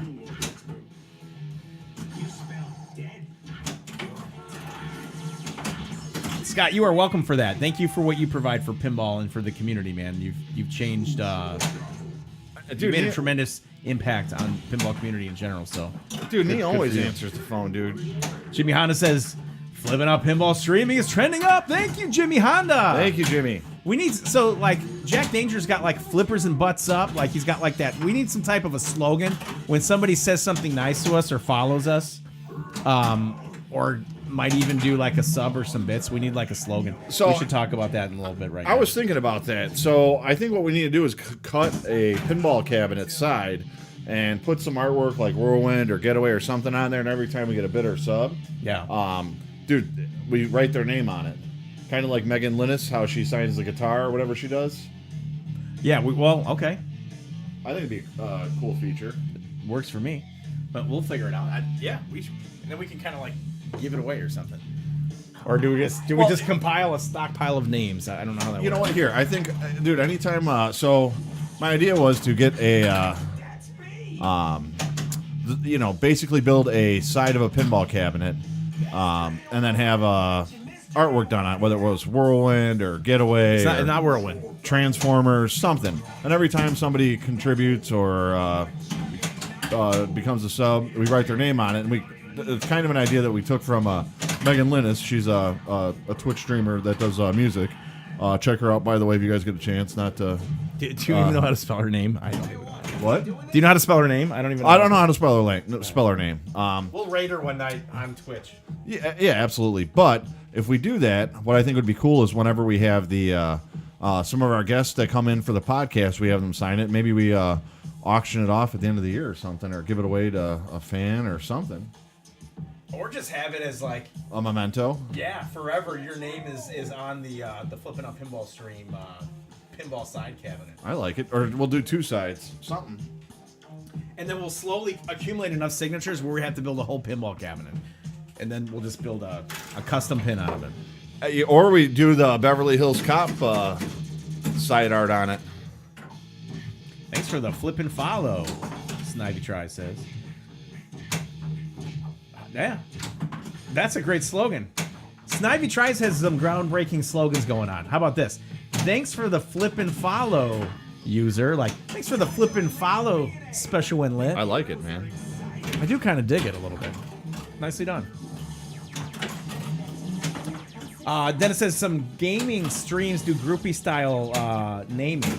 Welcome to the Moo Moo crew. Welcome to the Super Army, etc. I like it. And then Zach says, just substitute. All right. He didn't read that, so I'm assuming. No, well, I don't know how PG-13 this is supposed to be. It is not the after hours yet. It's not the after hours. Now, that sort of thing could go on in after hours. So now, But I mean, the candid swearing is okay. But reading a scripted swear or a forced swear is not my see, I don't buy that, dude, because if your child swears because they're singing a Maroon 5 song, I think that's less frowned upon than if they were to say, what the F. Oktoberfest is leaving the studio. This is going out to Chris Haper, St. Louis. You're gonna miss a little Oktoberfest. I have it here so that we can pay tribute to the Oktoberfest as it leaves. Just give it a nice little pat, like a pet that's been with us. Like we fostered it, and now it's going to a full-time family. So it's kind of nice. Welcome to the Escalera Banderos, amigos. I like it. I do kind of like that. So we'll figure out. Maybe we'll do a contest. Whoever comes up with the best slogan can get like a Flippin' Out T-shirt that'll be sent to you in 2 weeks. Right? Yeah. Something like that. Something in that effect would be pretty decent. Yeah, Chris ordered the pin stadiums for the Oktoberfest. I think Oktoberfest is a worthy candidate of pin stadiums. Absolutely. Yeah. One thing you're gonna notice on Oktoberfest, it's very well illuminated on the back panel, and it's a little bit darker up front. So unless all the tent inserts are lit, meaning you've visited all those tents or all those modes, it's a little dark in there. Flipping out or like come flip this. Dennis complimented your alley pass. My what? Your alley pass. Thank you. Yes. UV flashers on contractions. That might actually have to be a. We should do a run of some of the choice phrases that we've come up with over the course of the year doing this, man. There's like two of them, UV flashers on contractions on That's the back the first of the T-shirt. And there's like a second one. I forget what it even is. Didn't dig an inch. Good old Terry. Terry.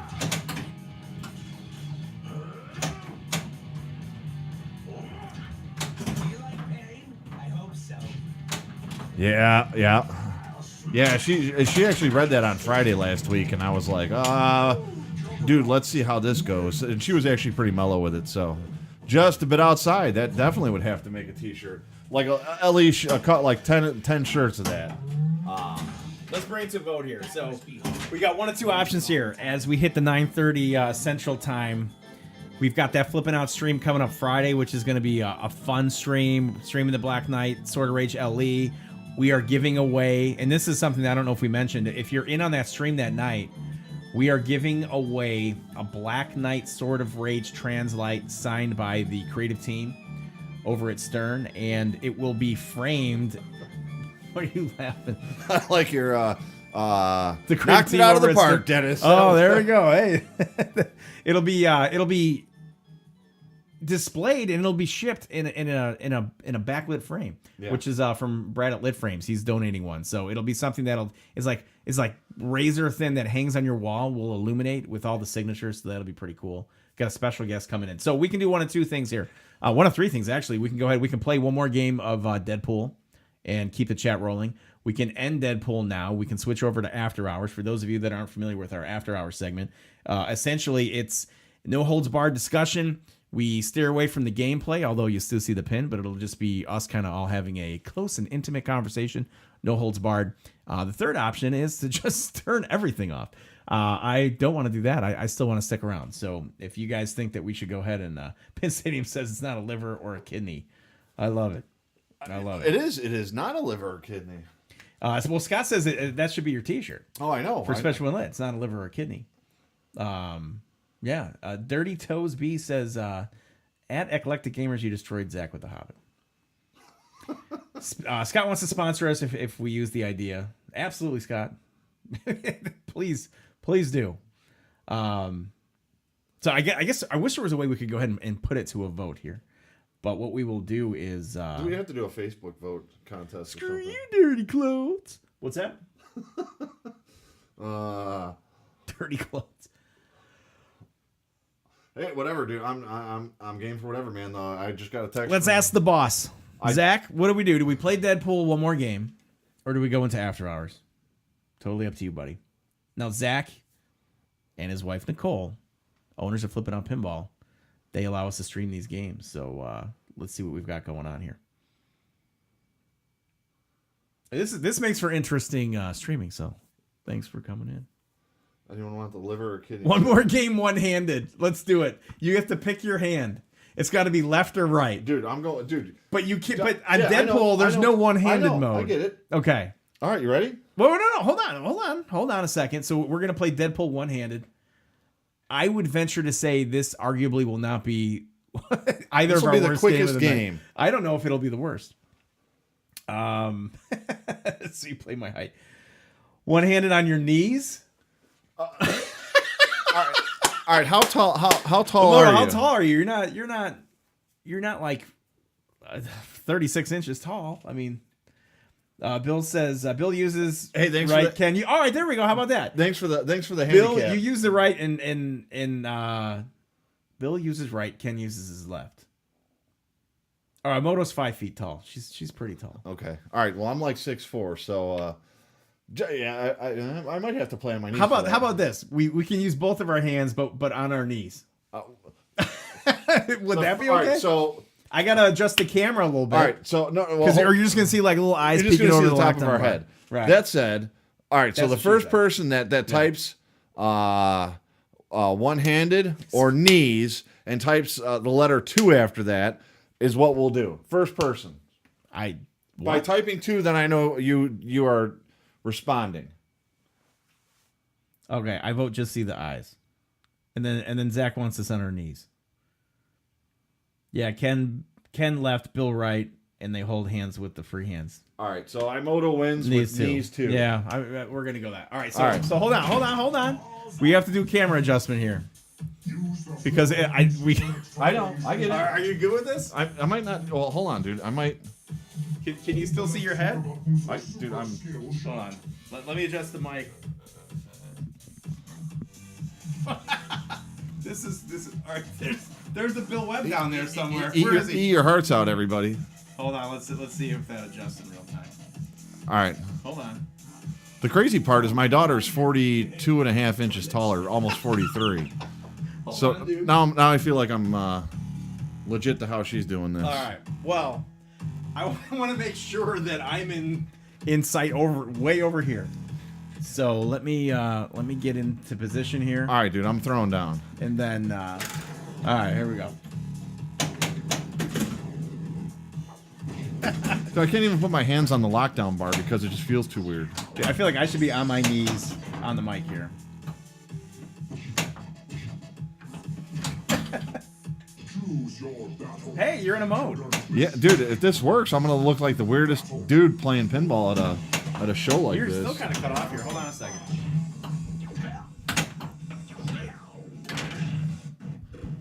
I still think that was. Wait, stay there. Stay there. To make sure the camera's adjusted here. You. We got him. Oh, it didn't know it. All right. You ready? All right, here we go. All right. Top lane skill shot. Oh, dude, I launched on you. Look at that. You launched on me? My bad. All right. Yeah. So my first things here. This is pretty interesting, actually. This might be my stance if I ever get into competitive pinball. I'm gonna try to hit the scoop. Nope. I feel like I'm watching a flipping out or a straight down the middle promo video for Willy Wonka down here. Like it's all first person perspective. Yeah. Welcome to our view. Yeah, it's definitely a little interesting. This is actually Yeah, it says all Bill cut off Ken's head. shit. If I play better pinball down here, it's gonna be real awkward going forward for the rest of my life. Hey, we try to get the camera work. All right.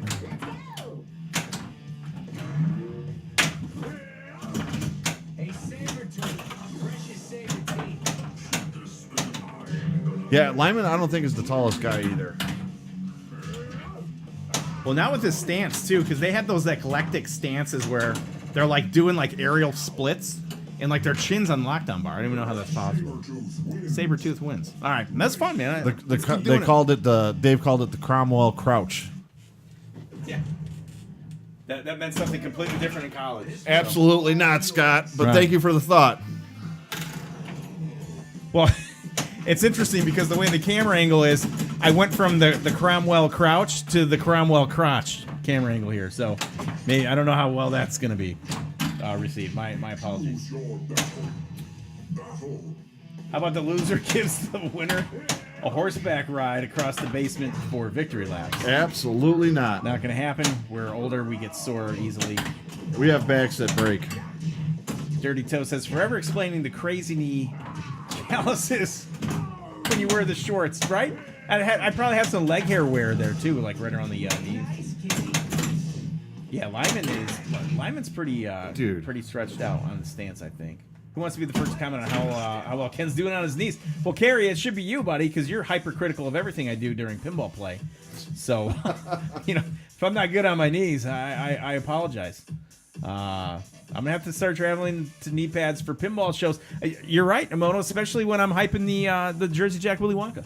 I think the knee pads would be, my pinball mod of the year. Hey, but you know what though? The Ken Cromwell knee pads. Dude, in all fairness, man, in my basement, I literally keep a step stool just so Madeline can throw down on some pinball.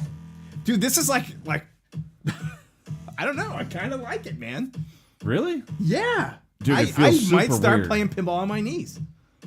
You feel Let's see how it goes. You feel more relaxed.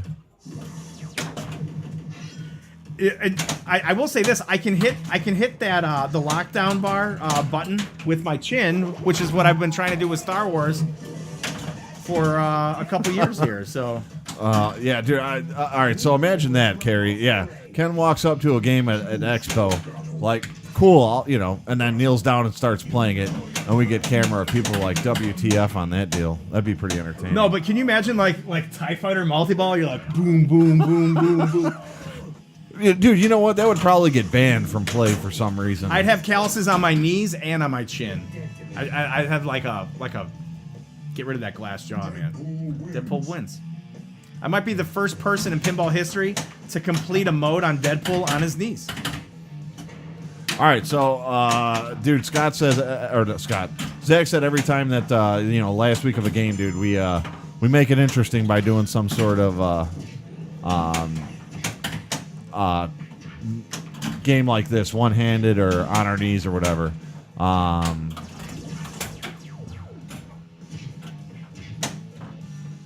All right, so dude, I always use a finer drill bit, drill the center, and then go after the top of it. In all honesty, just wanted to throw that what I done on mine.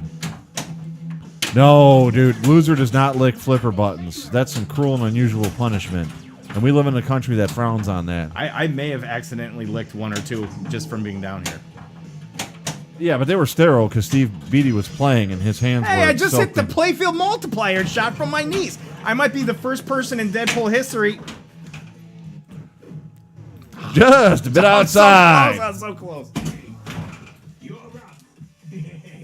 That's cool. See, whenever you get excited about something in pinball, it comes back and bites you in the ass. Ugh. That shot looked easy.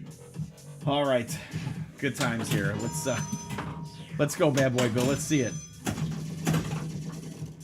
I'm playing in less than desired conditions for me to have an optimal game. You actually have a better perspective. Like when I'm kneeling down, that So, all right, when I actually play, dude, I actually stand really far you back. need to establish eye contact down there, bro. Like eye contact with the pin. Oh, sorry. Oh no, I love when people talk to me while I'm trying to play a game. So keep going. Oh shit! It is a freaking pinball stream. Sorry about that.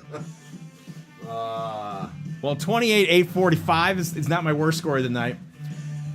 I will say this: I have to clean the glass a little bit. Chin marks, That's huh? what's gonna. There's chin prints There's all over chin my prints playfield all over glass. my damn game. This is free. This is Stern HD glass. Ken I don't Crommy want must chin have been prints here. down here. Right. My wife's gonna be like, why are there chin prints all over our stuff? Oh, and I started the first Ninja multi-ball tonight on my knees. It's like the game knows. Ken's gonna charge people with double chins because that's twice the cleaning he's got to do. Look, I couldn't hit the scoop, and now I got 2 balls in the damn scoop.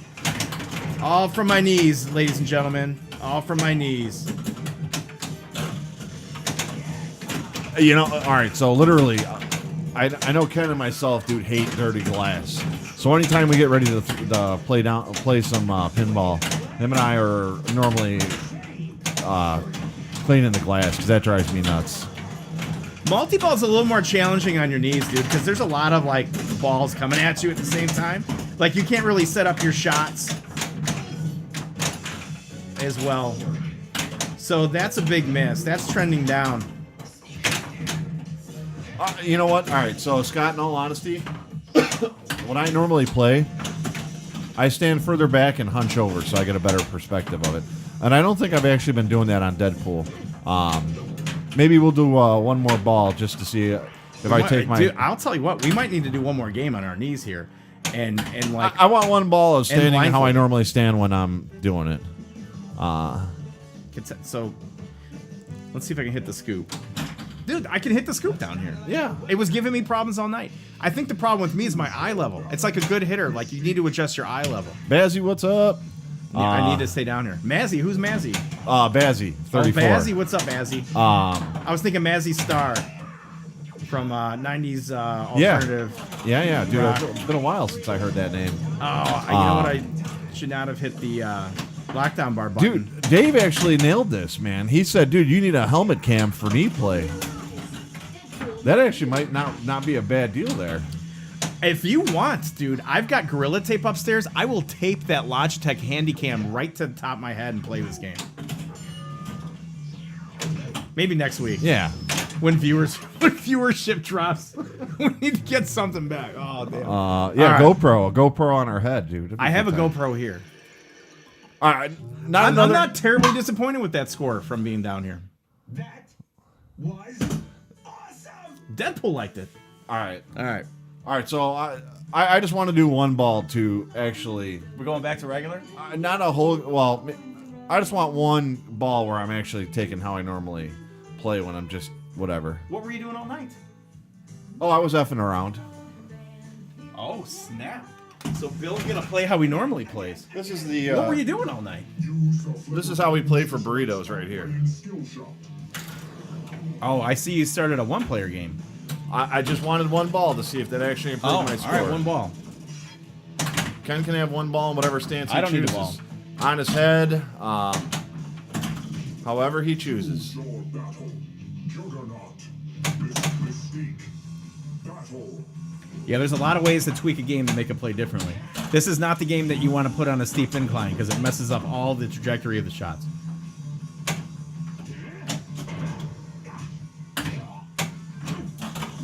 So Bill's in fight or flight mode here, but you're in like fight mode. No, I'm playing for a burrito mode. What's different about your stance right now? You see how my back is almost level? Level? Like, you see how like I'm oh wait, standing wait. I know you don't like me talking when you're playing. 4 feet out from the machine. All right. I'm a good like 2.5 feet away from the machine. Where tonight I've been playing like this. Why have you been playing like that? Because I don't know. Dude, I wasn't focusing.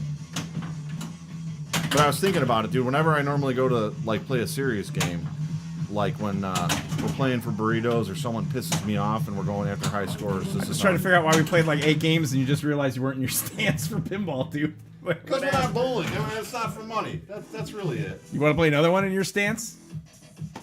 I mean, that was like the warm-up ball in your stance, I suppose. Then we're going to after hours. Let's see what we have going on here. Zach from Flip N Out Pinball says, Bill's the guy that shakes a golf ball and then sneers at someone for chewing the gum. Oh, dude, I'm so... Whoa. Hold on. We might be dropping our sponsor. Sorry about that, Bill.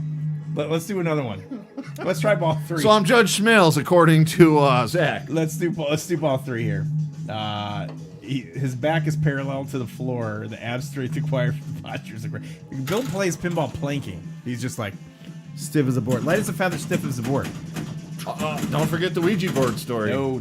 Yeah, I'll tell it later if anybody wants to stick around for after hours. I got the unicorn. Carrie Hardy says, hey, the wife just asked, or I just asked the wife to make me a sandwich. She gave me the finger and walked away. That's the mother of my children, everyone. Yeah, that's awesome, man. I guess it depends on how you ask. Were you asking her to make you a sandwich because you were busy watching pinball streaming? Because I could totally see the middle finger being justified at that point. Listen, man, with that kind of treatment, that would make me feel like I was right at home. Did you say sandwich or sandwich? All right, I'm done with this. Bazzy34 says, I thought you were going to sell this pin. I did. It's sold. It's getting picked up Friday. Jason from Slack. This is the going away party for my Deadpool, which I bought from Flip N Out Pinball. If anybody doesn't have a distributor or is looking to maybe try another distributor out for whatever reason, Or switch distributors. I'm not encouraging somebody to leave something that's working. That doesn't make sense. But please consider Flipping Out Pinball because it's been a hoot being a buddy of the owner and also being able to work out some of the more fun things in pinball. I stand by them. I put my reputation on the line for Flipping Out Pinball. So that's what's going on with that. Did Zach get back on the Judge Smales comment? No. I think we're good. Atmosa says, I choose you at Flipping Out Pinball. Well, good. Keep it up. And for those looking for some custom quality, Pinball lighting on each side of the pinball machine, it's a little pin stadium. Mm-hmm. Pin stadium is huge. Let's do this real fast. I did this on an earlier stream. I'm going to turn the pin stadium lights off real quick before we fade to black and go to after hours. And then I'm going to turn them back on, and we'll get an idea of what the heck's going on here. So this is full blast for streaming purposes, right? We turn off the pin stadium lighting. And it's not as dramatic here because we have exterior lighting that's kind of hitting our little face cams and whatnot. But it does kind of change the dynamic as far as playing the pin. So It really does. always good to have some pin stadiums and set that brightness and set those colors how you want them. I forgot to tell you that Deadpool Pro 0.85 code deliver with its legs on heads up. Huh. I'm not sure. Oh, all right. So that's to Flipping Out Pinball. So let's do this. And I think I say that too much. We're going to say a couple quick thank yous. One, we're going to thank Zach and Nicole. first and foremost, Zach and Nicole, thanks for letting us stream these games for Flipping Out Pinball. 2, we want to thank Scott from Pin Stadium for providing the internal cabinet lighting for the pins every week. And 3, I think most importantly, thanks everybody that joined us in chat. We are not ending right now. We're not signing off on chat. What we're going to do right now is we are going to fade the black, and we're going to start the Flipping Out Pinball After hours. Special and Lit After Hours party, in which we get we dig a little bit deeper into some personal matters and pinball, and it's fun. It was fun last week. It's fun the week before. It's going to be fun this week. So think about what you guys want to talk about, and let's take the next 30 minutes or so and crush that out. Before we go ahead and do that, though, we want to pay a little homage to our sponsors.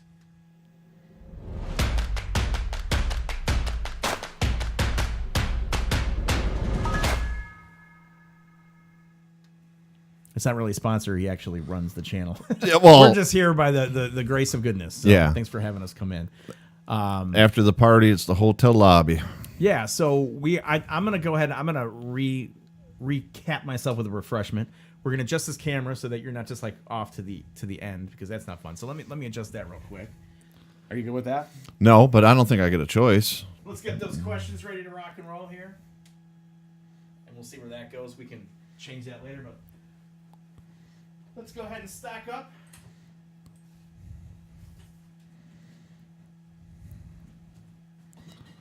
One book by Ken Cromwell. One book by Ken Cromwell. Swedish-made pinballs. What's that? None. Just poking fun. That was a movie quote that I adjusted to fit. I like it. Zach should know that quote, though. What's that? Because they were talking about said movie on their on This Week in Pinball the other day. All right. So,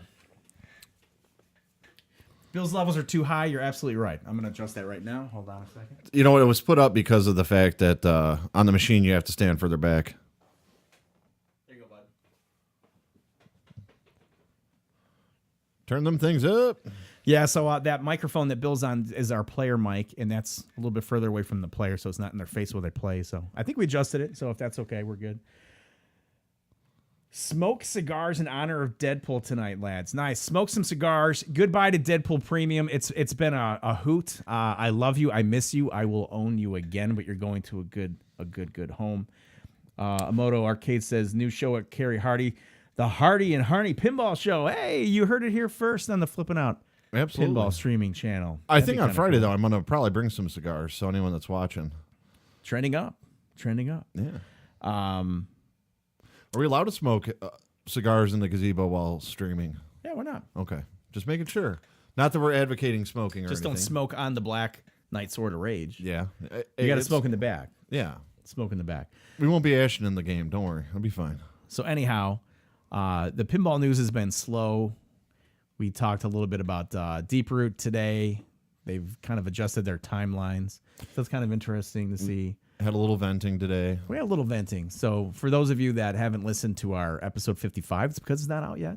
But it'll be out tomorrow, though. Dude, I get to see some people in the background like, oh, damn, did I miss an episode? I And hope then here somebody you come said out of the that, right field because it's not out yet. Right. Yeah, it's just not out yet.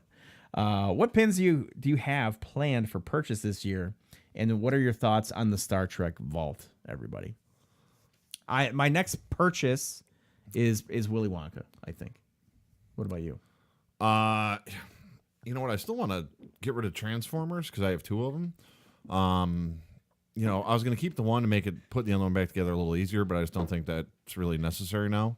So honestly, I want to get rid of Transformers and get either a Monsters Pro or a Ghostbusters Pro, or even maybe in the Guardian of the Galaxy. Any one of those 3. Guardian of the Galaxy, it seems like the Pro model is the sought-after model, and maybe not necessarily the Premium because of the Groot hands. I don't know if anybody has extensive time on either of those pins, but I do have somebody here that's local that's looking at purchasing a Pro or a Premium. Would be curious to know the difference. And I know, I think Zach at Flippin' Out has a Premium that's unboxed that's discounted for one reason or another. Which that he might be able to get. Guardians. Okay. Guardians of the Galaxy. So if you're looking for a Guardians of the Galaxy, you might want to hit up Zach. And if you have any thoughts on sharing which one you prefer, pro or premium. I'd be curious because I'll relay it over to Chris Yeah. and let him know. I don't have a lot of time on the premium. I've only played the pro of Guardians of the Galaxy. Yeah. The problem is I don't really want to sell anything right now. So, it kind of limits the budget. And I, with a child on the way and some home projects, if I go spending $6-7 on a toy right now without selling something, I might not be around to stream or be on the podcast anymore, as my wife will make it look like an accident. Yeah. I mean, kudos to the wives for allowing us to do this too, because I'll tell you what, when it's a Tuesday night and we've got an hour and a half dedicated to a pinball podcast and 2 or 3 hours for a pinball stream, and then the next day another couple hours of editing and Well, you have to go through that. maintaining. That's the hard part. Yeah, So hats off to you, man. Well, hats off to the wife, man. I appreciate it. The nice thing about me thanking her is that she will never see this because she has no idea what's going on down here with pinball streaming. She doesn't understand the concept of that of the stream, No. which is probably to my benefit.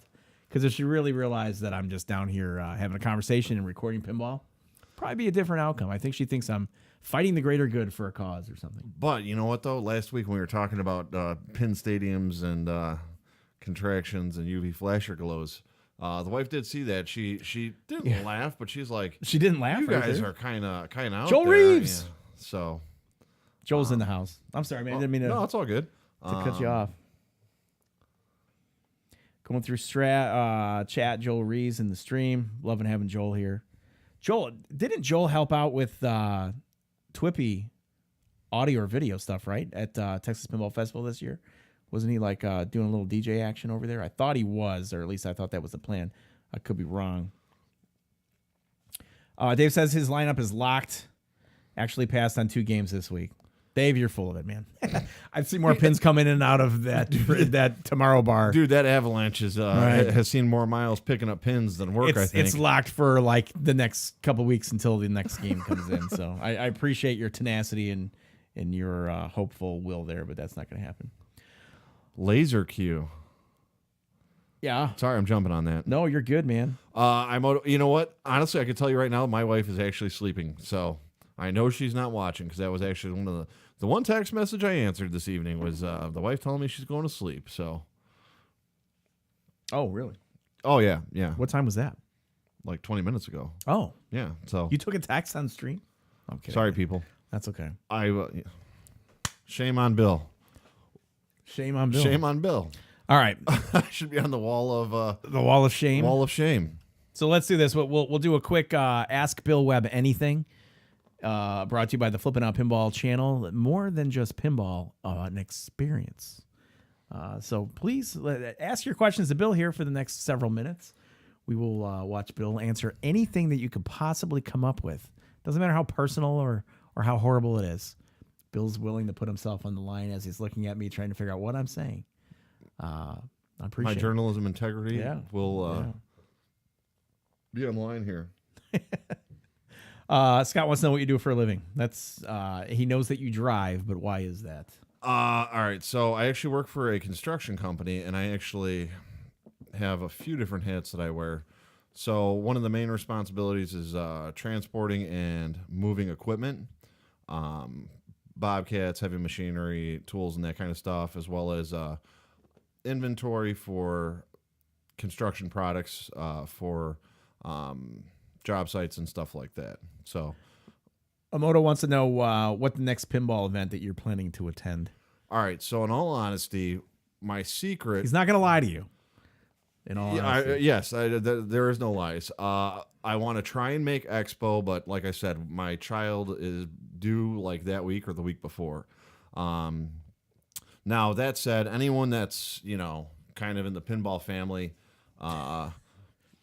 I might do a Bill Webb host on like Wednesday or something before Expo for anyone that wants to come over and just hang out and talk. That's a great idea. That's a great a little special one lit tailgate party from the Bill Webb Sojak Casino or Casino Gazebo. Oh, I was thinking about making it a casino that night and doing some dollar games on pinball or burrito bets, but I'm hoping Expo, but we'll see.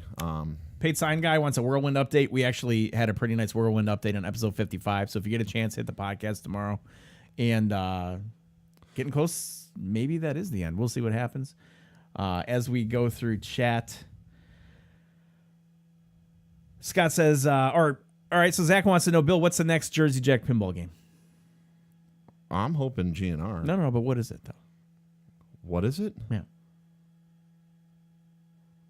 You know. Wonka? What are you talking about, dude? He wants to know. What is it? You're connected to pinball. The one that I want to purchase, Zach? Is that what you're trying to go after? No. What's the next release? It's Ask You Anything. I don't know, but if I was to take a guess, I'm hoping GNR because I really want to see that. Okay. All right. Yeah. Scott wants to know what I would change on Scared Stiff. The fact that he doesn't own one. Yeah, that's true. Scared Stiff's one of my favorite pins. If I had to change anything, I would probably just add a little bit more to the code. And with like a little Cactus Canyon continued type update would be pretty fun on Scared Stiff. It's pretty attainable for anybody to light that stiffometer up on just about any game that you play once you get used to the pin, but it's still a fun pin. So you need like an Elvira with like a. Well, hey, you know what? We got another Elvira coming out here at the end of the year. So, right? What Elvira? Elvira 3. Oh yeah. First turn. Yeah. But dude, if you took the second one and threw a full size TV in it, dude, and P-rocked it, that'd be like a retheme of, or just like an update. Like an update, dude. You throw a 27-inch monitor in there. Oh damn. Okay. Get your your new board set, program some images from the show, and I think that'd be pretty cool. It's a fun pin. I from that time era, that's a great pin to have. The Bazzy 34 Bill wants to know your thoughts on Star Trek. So I haven't had a whole lot of time on it. I liked playing the it. Pro Vault, if you've played the Pro Vault. I have not, but I don't have a lot of time on it. So, I played like 2 or 3 games on it, which I don't think qualifies me on a great reviewer on that. I did like it. The 2 or 3 games I played. Star Trek, because I had Star Trek Next Gen in my basement for so long, I'm not looking to jump in that kind of theme right now. Just like Star Wars, I wouldn't want to jump in on a Star Wars just yet. Because honestly, one of the biggest things that I wanted was a Ghostbusters and a Munsters, and Guardians. So still on the hunt for those. All right, what is your, and Emoto's putting you on the spot, other than Special When Lit, what's your go-to pinball podcast? Man, that's a tie between 9 podcasts. Between 9, yeah. 9-way tie. You know what? Honestly, it's hard to say because you know what? I have a list that all, whichever one comes out first. So I do like Dennis with Eclectic Blamers. No. What's your favorite? I don't have a favorite. You have to have a favorite. Dude, they're all my favorites. That's like saying which child is all your the favorite. podcasts that are in chat tonight Secretly, are you Bill's know which favorites. one's your favorite, right? But you're going to tell them all I love you the same. Okay. You know? So you don't have a favorite because they each approach you on different days and that sort of thing. And everything has its different place. You know? So all right, well, let me expand on that. this. If you had to listen to one podcast for 24 hours straight with no breaks, which one would you listen to other than Special When Lit?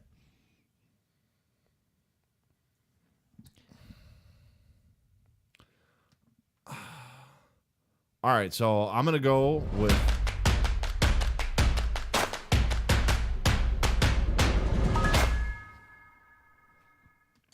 I didn't expect you to say that. But yeah, it makes jump in. All right, so it makes sense, dude. Okay, like, so totally I would have to go with This Week in Pinball because you have Dennis jumping in there, and then you have your guests, and like last week, you had your 5 different. Very safe answer because now you've combined a second podcast with a primary podcast. Yeah, exactly. You're a thinking man, dude. I like that. But I mean, it's literally between that or Slap Save. So Coincidentally, Jason from Slap Save coming here Friday. Nicely done, Bill. No, I'm busting your chops. Do you like how I no, tread that water, being huh? very diplomatic I tread here. that water and got back I like to the that. shallow I like end. that. No, but it's true though. All right, it makes sense. And we've got people coming in on their. Hey, you know what? So Zach from Flip N Out Pinball, shout out to Poor Man's Pinball Podcast. We will echo the sentiments. So it's Ian and Drew from Milwaukee that have a new podcast that have been out for a little bit. So good times. Slap Save, Slap_Save_, who's Chris Haper, likes TWIP. Poor Man's not sure he recognizes the name. That's Dennis. He's not sure what that is. What about me? Damn it, Flipping Out Pinball. Well, yeah, I mean, I think that TWIP was mentioned, right? So that's good. Yeah, I don't see That's how good. I didn't mention that. Yeah, and Moto's got a good point, man. You combine all the podcasts because you have got frequent guest hosts, so you're kind of like the melting pot of podcasts over there. So Yeah, it's he good. is. But an excellent host and a guy that tirelessly edits and puts his heart and soul into what he does. So Dude, thank I you. just don't think he Thank you ever for that, sleeps, Zach. man. That's how he gets all this stuff done, man. Jobber's clarifying his Canada statement there for those that were curious. Dave says this week's This Week in Pinball was one of the best, like the mix-up. I like the mix-up too. If anybody hadn't had a chance to listen to This Week in Pinball podcast this week, there were, I think, 4 or 5 different people from Pinball all kind of contributing to segments. So it was kind of like a potluck approach to pinball podcasting. I thought it was great. And I was telling Zach, I'm like, that would be an excellent idea for a podcast every single week. So that was pretty cool. If you get a chance, check that out. And thank you, Jeff Patterson from This Week in Pinball for running the site Yep. and getting that podcast rolling. Just and handing birthday. over the keys of that podcast to Zach, because Zach's driving that train. So I kind of like it. Podcast potlucks are fun. I didn't much care for the first guest host. I don't blame you, man. The guy talks too much. He interrupts a lot. He does. And he's a shitty Yeah, he player when he interrupts. plays on his knees. Right. I agree. It's tough. Yeah, so the TWIP opening guest was a little long-winded. No, I'm kidding. Chris Haper was on there. He had his brick shot. I missed the brick shot segment, so it was nice to hear that come back. Chris is he's cornerstone the brick shot. Dude, there was segment. I was listening to it, and now I'm drawing a blank, but man, I was dying listening to it the other day. I think it was when Zach and Chris were on. I'll have to message you, Zach, what I was listening to, man. I just about rolled over laughing, but it was definitely good. Dr. John says Jeff on the Pinball Podcast used to be very entertaining, and he loves all the current podcasters now. You know, I have to say that there were the pioneers of pinball podcasters, right? Yep. And you know who those guys were. And those guys laid the groundwork for anybody else that came in after the fact. And so there's like a special amount of respect that I have for those guys. And not to say that all those guys have become antiquated or have kind of weaned off as far as the interest levels go, but it's almost like in some certain instances, I think there's like a passing of the torch where it's like you've gone from like DMD to the LCD era of pinball podcasting. And you know, it doesn't mean that the guys that are still doing it from the past aren't any less or not as good as the new stuff, but it's just fresh things. Some people prefer the LCD era, and some people prefer, you know, the System 11 era or the DMD era or the, you know, the early solid state era or electromechanicals or wood rails.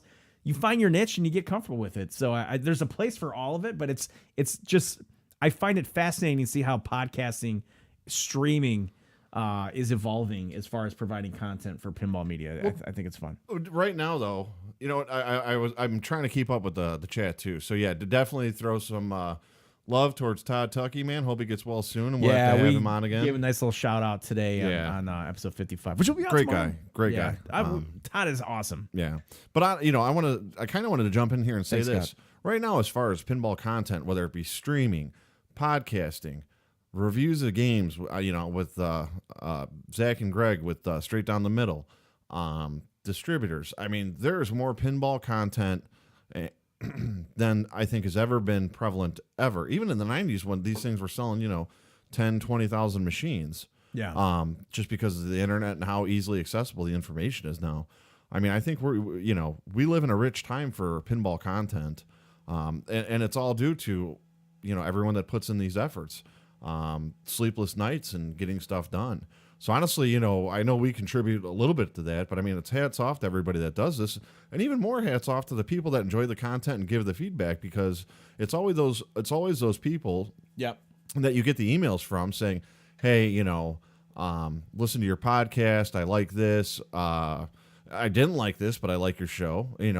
Just the feedback. I mean, that's what makes it all worthwhile. And we've had a couple that have really just set a different tone and really made us feel like we were connected with certain people. We've done a few things that I've been super proud about, and I was so happy that, and my hope is this, and not to get like sentimental, but it's like a part of me wanting to do the pinball podcast obviously is to provide content, right? Yep. To discuss the content. And I want to talk about Dr. John's question or comment about what's the longevity, the life expectancy of like a pinball podcast? Is it 2 to 3 years?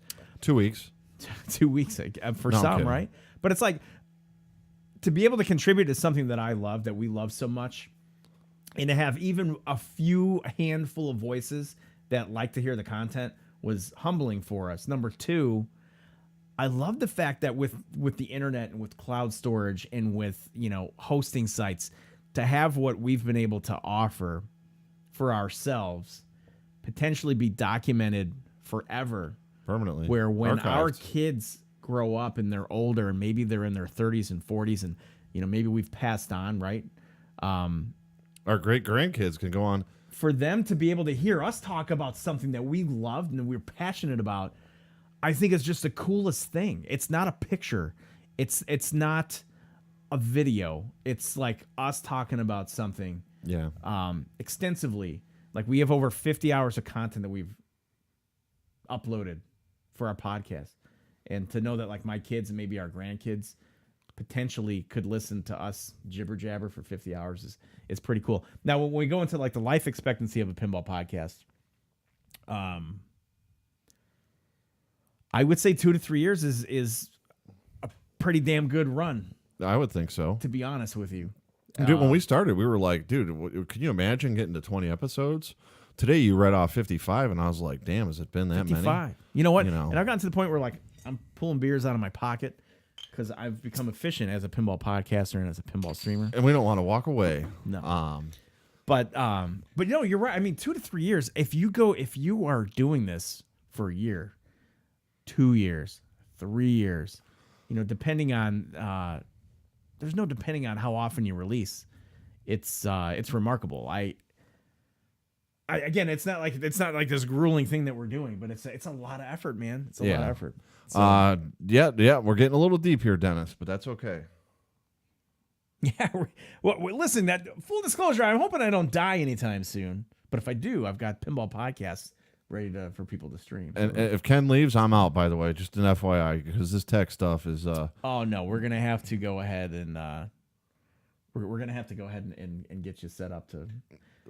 I'm older than you. I don't know about all this. I'm absolutely dying first. Yeah, but I have an interesting lifestyle.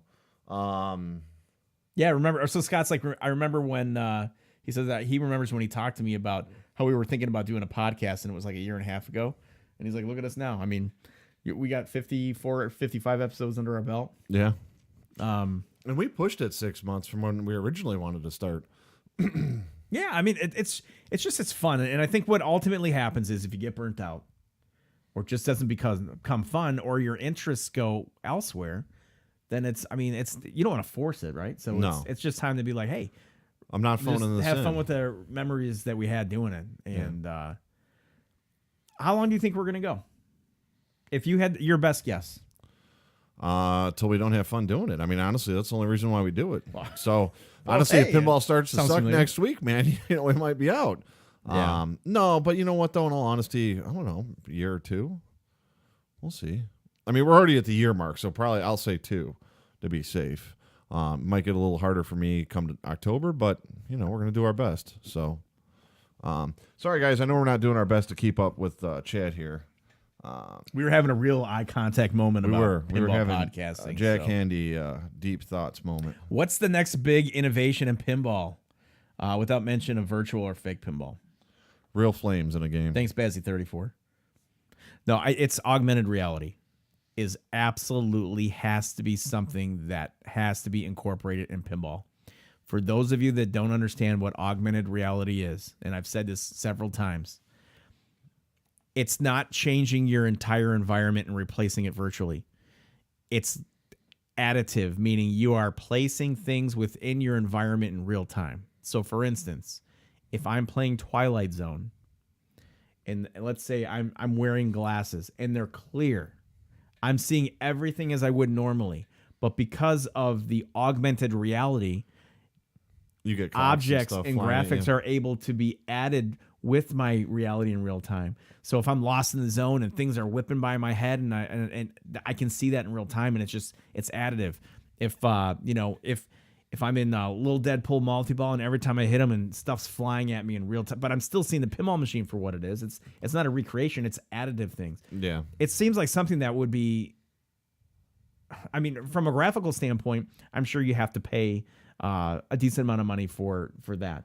But I mean, as far as an execution standpoint, I see these toys at the store for $40 that are augmented reality, and they're pretty solid. Yeah. I mean, if you could do something like that in a pinball machine and code it with modes, I don't see how that's not like a huge thing. The other thing is this: if you're somebody that doesn't want to wear like a clear set of glasses, or you just the augmented reality is not for you and it's motion sickness or whatever, don't wear the glasses. The pin still plays as it is. Oh yeah. But I mean, it just seems like a viable upgrade to what we're seeing now, and it's not even anything that's mechanical for the most part. I don't know. That's just kind of where I'm going. There's a lot you could add in. Yeah, and the playful glass can be a projector for augmented reality. I think that's a swing and a miss. You can get these little tiny projectors out of China for $40 that'll shine a 350 foot or 350 inch screen in your yard. Why can't there be something like that projects on the glass or projects on, how about this? How about where you would normally have art blades? How about projecting art and changing scenes and having motion on those blades from projectors? No, that would actually be that would be cool. really cool too. I mean, it just steps it up a little bit. So Bazzy34 says, I would say augmented reality as well, but internet connectivity. Internet connectivity, it just should have happened by now. And not necessarily head-to-head, but leaderboards. Like I had a Golden Tee down here, and you could go ahead and you could jump in at any time. You could play any course for 18 holes, and it would take 20 golfers. And they didn't all have to be playing at the same time, but you would post your score on the leaderboard. And then when all 20 golfers had played, you could check your app to see where your final score was, where you ended up. Yeah. I mean, that just seems like it's so easy to do. IT, Incredible Technologies, has been doing it for a long time. So we'll see. I am curious to see how it's implemented with pinball. It doesn't have to be head-to-head play. But if it is, for me to be able to set up like a Twitch stream like this, and for Jersey Jack to have a camera that's, in the back glass essentially, or the speaker panel, to be able to see the guy that you're playing and converse in Skype and chat in real time would also be pretty Yeah, to have pretty cool. In the corner of the screen, you see the player you're playing against. That little would be player awesome. window. Yeah, I think that would be fun too. So for sure. Schmitty, we are still here. Do you think the shape or size of the pinball playfield will ever change? Standard at the flippers, expanded, wider, deeper? Yes. I do think you'll see changes in the sizes of playfields. And I think you saw experimentation with some pins, like Safecracker, like smaller things. I think somebody will find something that makes sense geometrically where you might lose a little bit of and you might see the ball size change, not to it's like a micro ball, like a Stewie pinball. Yeah. But I could see something on like almost like maybe a 3/4 scale that is still fun to play and flip, something that is a little bit more portable, something that's a little bit easier to move. Because I think one of the drawbacks to pinball right now is, for the average person to be able to move a machine, it's just a little bit too much. And even like these virtual full-size cabinets are pretty big. Hey, So, I folded up Indiana Jones yesterday by myself, and that kind of sucked. yeah. I would really like to see some Pin 2K stuff, especially now with the technology and the graphics being what they are. I think you could do some really, really cool stuff with that. Definitely easier to move too when you're just moving the body of a pinball machine. Carrie thinks augmented reality is cool, but too much of it honestly would start messing with your mind. I agree. The whole thing doesn't have to be augmented reality, but if you're hitting like the end of modes or wizard modes, to have just something additive, I think would be beneficial. Dennis says he could see the size changes as long as the same approximate lineup of space is taken. Yep. More likely to see the significant backbox changes, but score is still visible via the backbox. And that's a great point, Dennis. I always thought and when Deeproot started thinking about changing, or they were talking about changing things, I thought getting rid of the traditional pinball head as we know it, as like a translite with an LCD and speakers. Again, if you've ever gone to a bar and you've played Golden Tee, you've got a pedestal unit, you've got a monitor that's up on 2 poles, and it's a 32 to 50 inch monitor. Why can't you just have a monitor in the background that takes place that can have like animated artwork with scoring that looks cool, with a GUI, just in a monitor? Like, and that's it. It doesn't have to be this big back box. Everybody's, I can't say everybody, but people just want that retro, what they're familiar with. But I think having some impressive display on a 32-inch or on a 39-inch monitor that's just piped up the back of a pinball machine would be awesome. I would love to see that. See, I would love to see, for innovation, I would love to see like some true holographic stuff that pops up on the playfield during modes, and disappears. You want to see what? It's like some true holographic It images. should be able to be done. Not a screen that's transparent or whatever. I mean, like some 3D holographic stuff. I mean, I don't think the technology's there yet to pull something off. If it was, it'd be awfully expensive, but I think that would be pretty cool. Carrie, I think you're missing the point. When we talk about Deep Root being AR, we're not.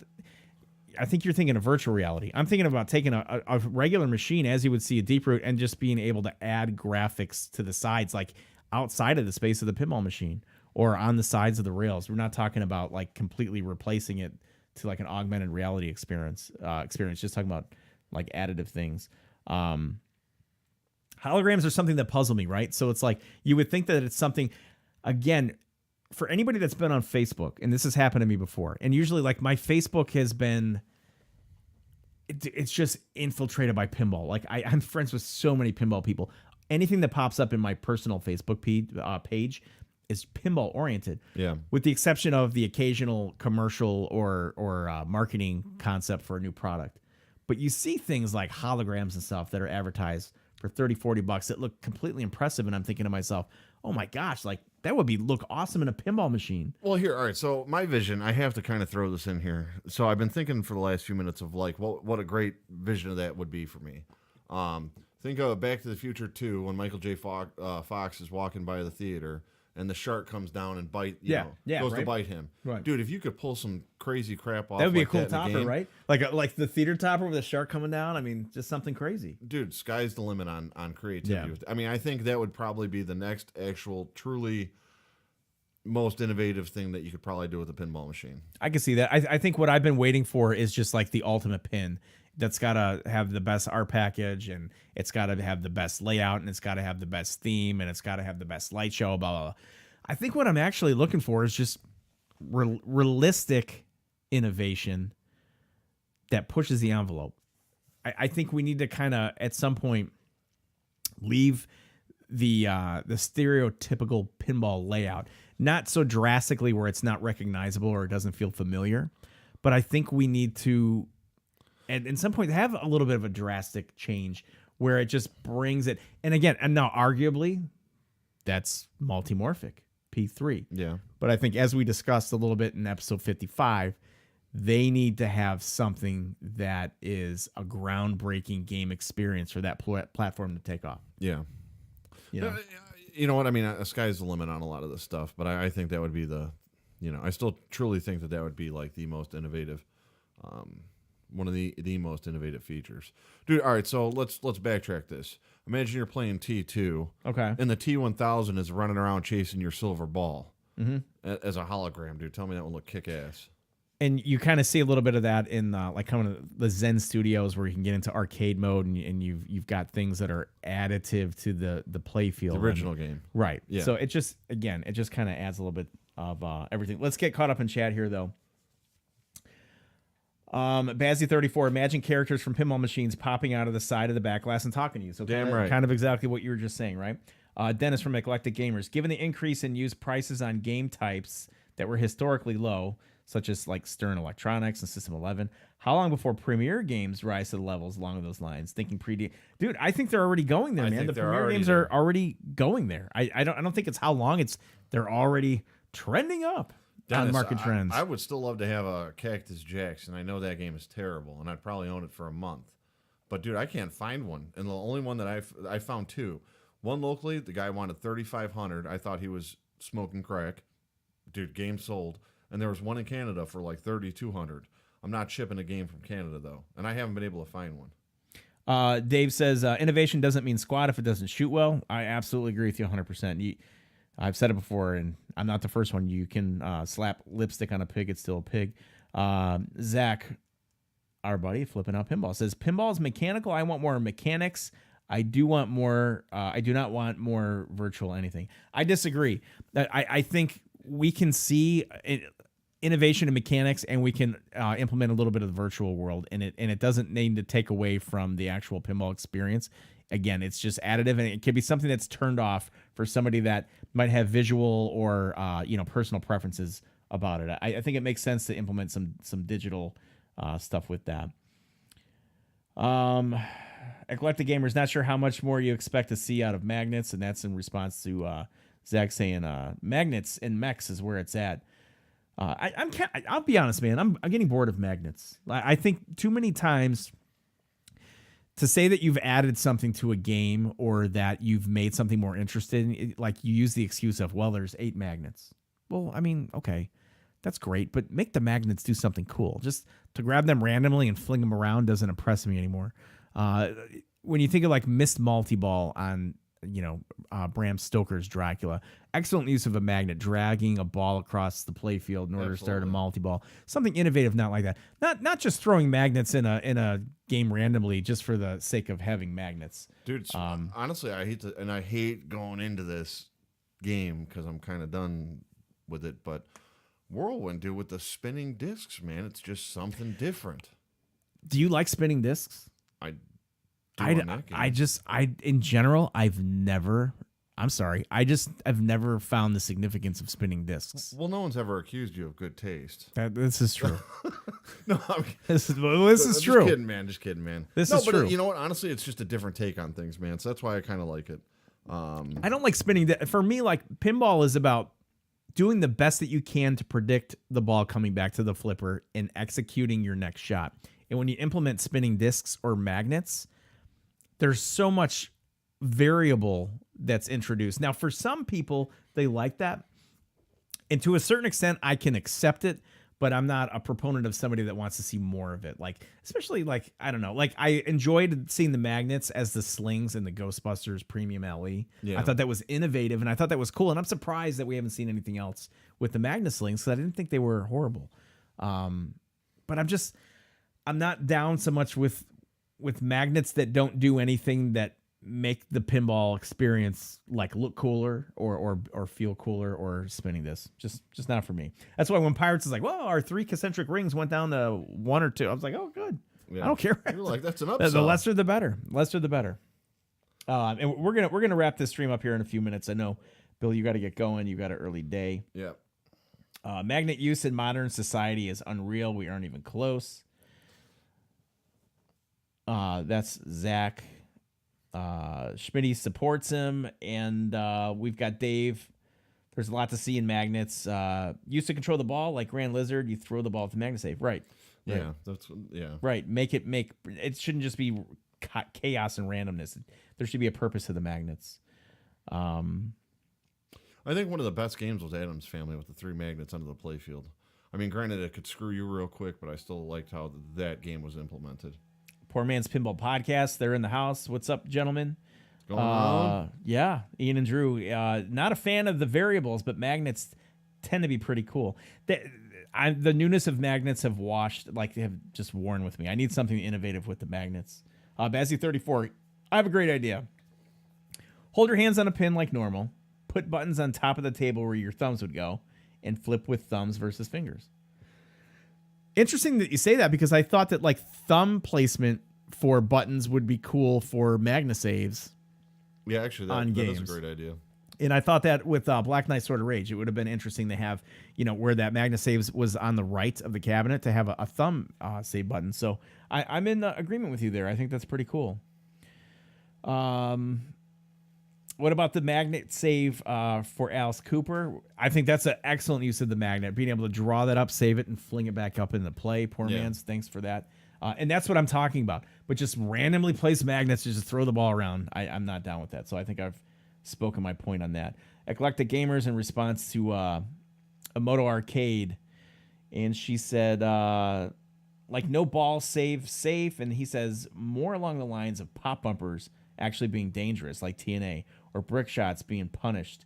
Not every target feeding to a flipper. So Dennis kind of likes the risk versus reward aspect of pinball and its approach to pinball, and I can appreciate that too. I agree. Zach says Magna save on Alice needs to be controlled by and saved by the lockdown bar button. And then he goes ahead and he's responding to Eclectic Gamers podcast. Too pricey, but yes, I like the game. All right, so listen. We're gonna sign this off here in a minute. I'm gonna ask each one of you in chat to plan if you can on Friday night. And I would guess this to happen somewhere like around the 7 to 8 o'clock range. Get ready to come back here. We're going to stream Black Knight Sword of Rage. In the stream with myself and Bill, we're going to have Zach Meny from Straight Down the Middle and the owner of Flip N Out Pinball. We're going to have Jason Fowler from Slap Save Pinball Podcast. We're going to have Ryan Kuiper, a friend of mine that really helped us to get our Special When Lit Pinball podcast stream up and running. And I'm happy to have him out. He is TurboGrafx7 on Twitch. He's been streaming pinball for a while. 5 of us are going to knock out Black Knight Sword of Rage LE. And have a great time. We're going to have a great time. The mics are going to be live. We are also going to be giving away some prizes, one of which is the Black Knight Sword of Rage Translite, donated by Zach Sharp and Stern Pinball, signed by the creative team. That will also be placed in a lit frame from Lit Frames, who's a company that's run by Brad Hunter, somebody that's locally. So you will be able to have something that hangs on the wall, plugs in, illuminates the frame, and is razor thin, very, very sharp. We've got other prizes that we'll be giving away, but consider coming in. Keep the conversations rolling. I know it's outside of our typical Monday, Tuesday schedule, but Friday night, and this is the other thing, guys, we're streaming it outside. Right? An outdoor stream. We're not streaming in studios. We're outside. We're in the gazebo. We're in the elements for Black Knight Sword of Rage. So it's going to be fun. So Friday's going to rock and roll. And for us, you throw around the term epic lightly because everybody says it. For us, it's going to be an epic stream. We have a great time doing it. We're challenging ourselves, though, right? Like, we're out of our controlled environment. To be outside and to have 5 people on mics. By. Cars, neighbors walking dogs, kids. Who knows? I would not be surprised if the cops come. I'm just saying. I wouldn't be there now with the lights set up. What's going on? Who's got pinball outside? What's happening? So we'll try, Dennis. We'll try knocking it out. That's going to be fun. And then Zach says there's going to be a live roast by Dr. Phil. Tune in. All right. Thanks for having me. Bye, Sexy. All right. Well, on that note, I think we got a... Yeah, no, you know what? We're not in a horrible neighborhood where muggers won't come up and take the pin, but no, just our mailbox. No, we should be good to go. We should be good to go. So, ladies and gentlemen, before we close this out, we're gonna pay our dues here to Flip N Out Pinball.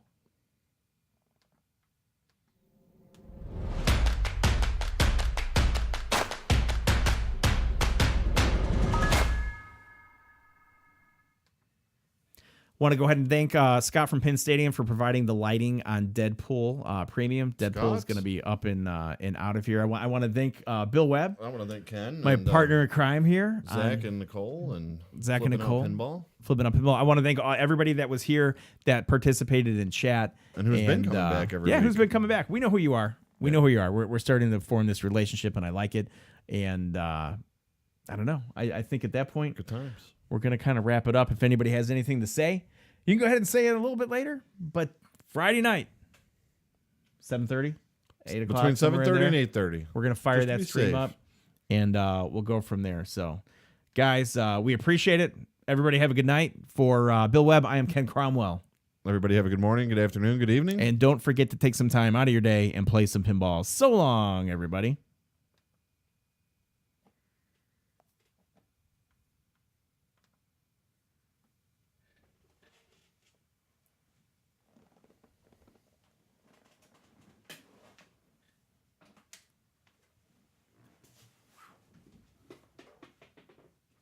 Shit.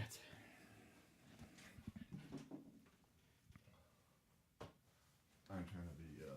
I gotta be gone, dude. Oh, this mother.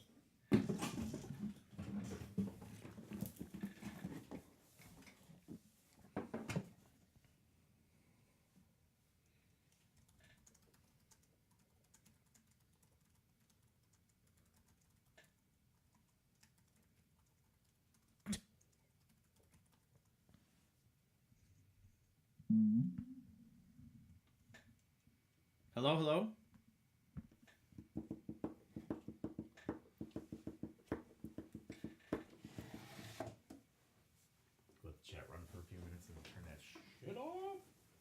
I got a flag in there. Yeah, I got you. Sorry, that went late. Yeah, what are you gonna do? Do it again Friday. What? You're gonna do it again Friday.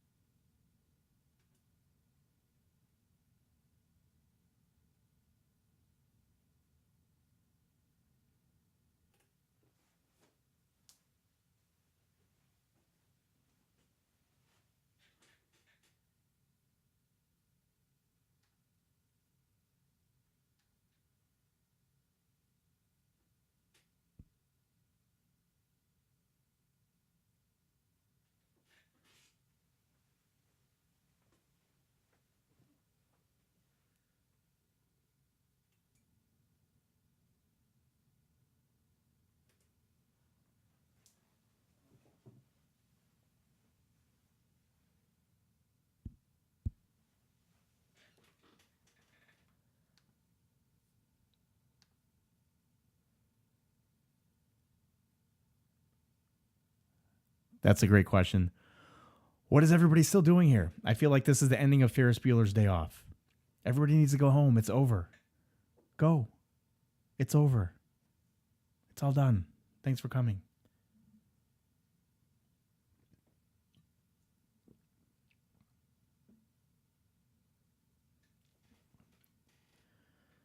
Welcome to the After Hours party. Oh my goodness. Everybody needs to go home. It's time to go to sleep. We should play the Flip N Out Pinball commercial on loop. Let everybody know it's closing time.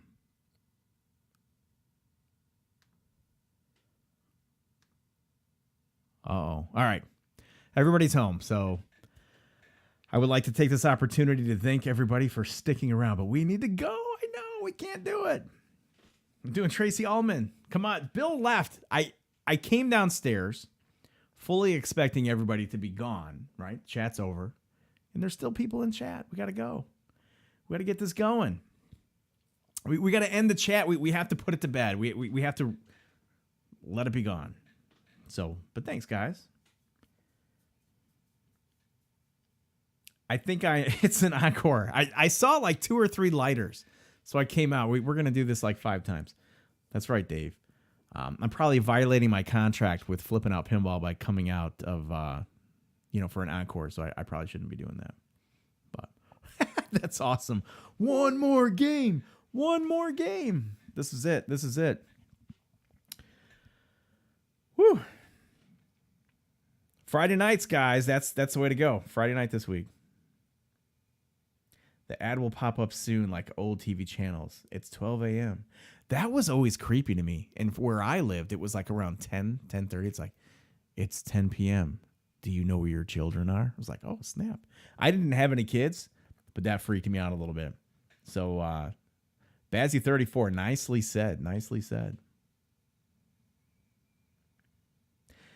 Team low prices, man. Listen, if you work weekends, I totally get it. But you know what? It might be worth your efforts to just kind of watch the archive stream if you can, because you should be able to watch it Friday night, late that night, Saturday. Check it out. I think we're all working weekends these days. And Dennis, I'm so happy that you're still here, man. Most kids get in trouble between school ending and parents getting them 3:30 to 6. That's true. Am I worried about the wind outside? Nah. The mics that we use are pretty sensitive up close. So I mean, if I'm speaking here, that's fine. But then like using the same volume and stepping away, like if I'm over here, it's not as prominent. So they're sensitive up close. But you know, and we have got pop filters and windscreens that could help with that. And if it's super windy, I mean, what can you do? Who cares? I was mostly concerned about potential rain, but it's like supposed to be like high 60s, low 70s that night. No rain. We're going to be in good shape. I'm excited. I'm very excited. At 10 p.m., my kids are exactly where they are now. Non-existent that you know of, Wolfman. Might have kids roaming the countryside. You never know. Eclectic Gamer Facts. So I had a good time tonight, man. Good times, ladies and gentlemen. I hope you enjoyed Deadpool, and I am so not looking forward to letting it go, but there comes a time you cannot keep them all. So Deadpool will be leaving. Oktoberfest, right behind me, is leaving. And Star Trek: The Next Generation, across from me, is leaving. So 3 pins out. 3 pins in. It'll be interesting. And for those of you that have stuck around a little bit, so we know Black Knight, Sword of Rage LE, is coming. This is kind of interesting. So Scott over at Pinball Life, Scott Denisi, he is allowing us to borrow the TNA Whitewood that started this whole thing off. So we're going to be able to have that, and we'll probably stream that on our special one lit channel. So that'll be kind of fun. And then might be a little Monster Bash special edition coming in, which will be kind of fun. I don't have time on the special edition. I've played Monster Bash, but not the special edition. And then finally, what's the other one? There's a four. Oh, I can't talk about the fourth one because Zach is in the process of getting that figured out. So that's not for me to reveal. So yeah, TNA Whitewood's going to be cool. I'm looking forward to streaming that. And then when we stream TNA Whitewood, we're going to have Scott in with us to stream the game. We're going to have Terry from Pinball Life come in. And Terry is Scott's boss at Pinball Life, but Scott runs Denisi Designs, which he contracted Spooky to make his game. So it's kind of this triangle going on. So that'll be a fun stream. And for anybody that's ever listened to Scott kind of talk, he's been on our podcast a few times, Special One Lit Pinball Podcast. Very well received, just a humble guy, nice guy. We've been buddies for prior to TNA, so it's cool to see where that game's gone. And I'm looking forward to seeing game number 2. I have seen and flipped the Whitewood for Scott Denisi game number 2. I have. So that's kind of cool. Bazzy34, I'm trying to get the first new inbox pin, or any pin for that matter, into the house. Envious of those with pins. Hope to join soon. Yeah, man, you know what? Once you get in, there's no escaping. Like, you're going to make room for more pins coming into the basement. You may even, at one point years down the road, have to get a place that's going to accommodate your pin collection.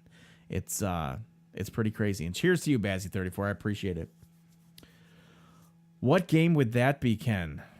That would be the Scott Denisi's Haunted House Party. That is, I think, code name at this point.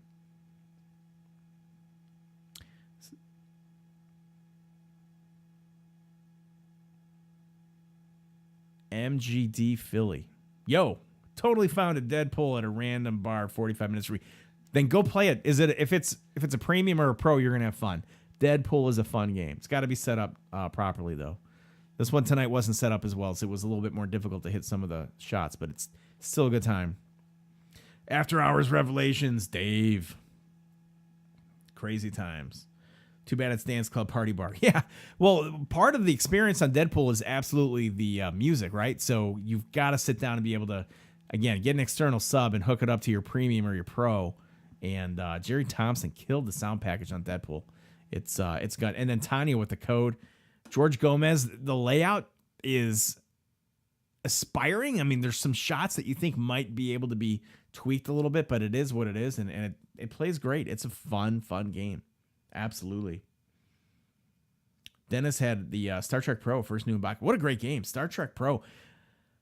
I like the newer Star Trek more than I do Next Gen. So, I mean, I think of all the current day Sterns, especially from the DMD era, Star Trek has got to be top 3. It's that good of a game. And you don't even need to be somebody that appreciates the next gen or the new wave of Star Trek to appreciate the pin. It's actually really fun. So that sounds like a keeper. So, all right, man. Maybe we'll take take 6 trying to end the stream. I wanted to come back in and see if anybody was still here before I officially signed off and cut the stream down. So at 10:50, do you know where your children are? Here at Central Time, I think we'll get ready to cut loose. If anybody's got some final thoughts they'd like to share, let's do that. But I'd like to release everybody into their night knowing that they're not missing the unbelievable content provided from the Flip N Out Pinball channel, which is huge. They said Jerry Thompson is really putting out some great stuff. Got to pick with him and Dave Thiel going on the wall tomorrow bar. Yeah.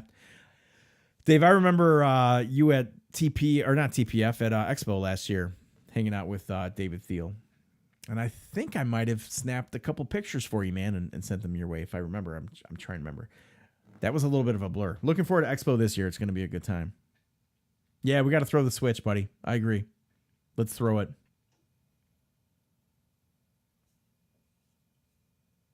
Before we get a little sloppy with the Coors Lights, newest episode number is episode number 55. We recorded it tonight right before the stream. And it'll probably come in right around 55 minutes. And it'll be uploaded tomorrow. So I appreciate you asking. It'll be there. So it's fun, man. We love doing this podcast. And we're still getting used to the streaming. So bear with us as we figure out how to monitor a chat and play pinball and have a conversation. But it's fun. It's good good growing pains, good learning pains, if that makes any sense. I think I did take that pick, Dave, if I remember correctly. Yeah, Coors Light. Hey, you know what? With our podcast budget, we've gone down the Coors Lights. It's the podcast has taken a life of its own financially. So the other thing with Coors Light, which is nice, is that it's about as close as you can get to bottled water. So whereas you may feel a sense of accomplishment by putting down multiple Coors Lights, you're in a sense kind of hydrating yourself at the same time. So I'll take it. Good night, guys. Two brothers. Two Brothers absolutely would sponsor the stream. I just don't understand what's in it for Two Brothers, and I don't understand what's in it for us. And I think that's why ourselves with Two Brothers had parted ways. It was fun to establish a little bit of credibility on both aspects, with them kind of getting the pinball beer out and us trying to get a sponsor to legitimize our podcast when we started. But you know what? You kind of grow out of those moments. And I wouldn't be surprised if we do something similar again in the future. And the idea was for us to host an off-the-hook Pinball Expo party this year. But with, I guess, Bill trying to grow a family with his wife and the baby coming, that's going to have to be put on hold, I think, until 2020. So that will be the party that we do that. Coors and Coronas are anytime's beer. I would say more Coors than Coronas, but yeah. Now, Dave, I'm going to keep the switch unthrown. We're going to go to midnight Central Time, guys. We got an hour and 7 minutes to go before we end the stream. No, I'm kidding. We're gonna end this so everybody can get some sleep. Michelob Ultra. That's about as watered down as you can actually get. About as watered down as you can actually get. So, sorry, Dennis. Dennis, you just need to get to Chicago, buddy, when you get a chance, and let's get it going. It's fun times out here. Ladies and gentlemen, boys and girls, thanks for joining us. We would not be able to end the stream without playing this.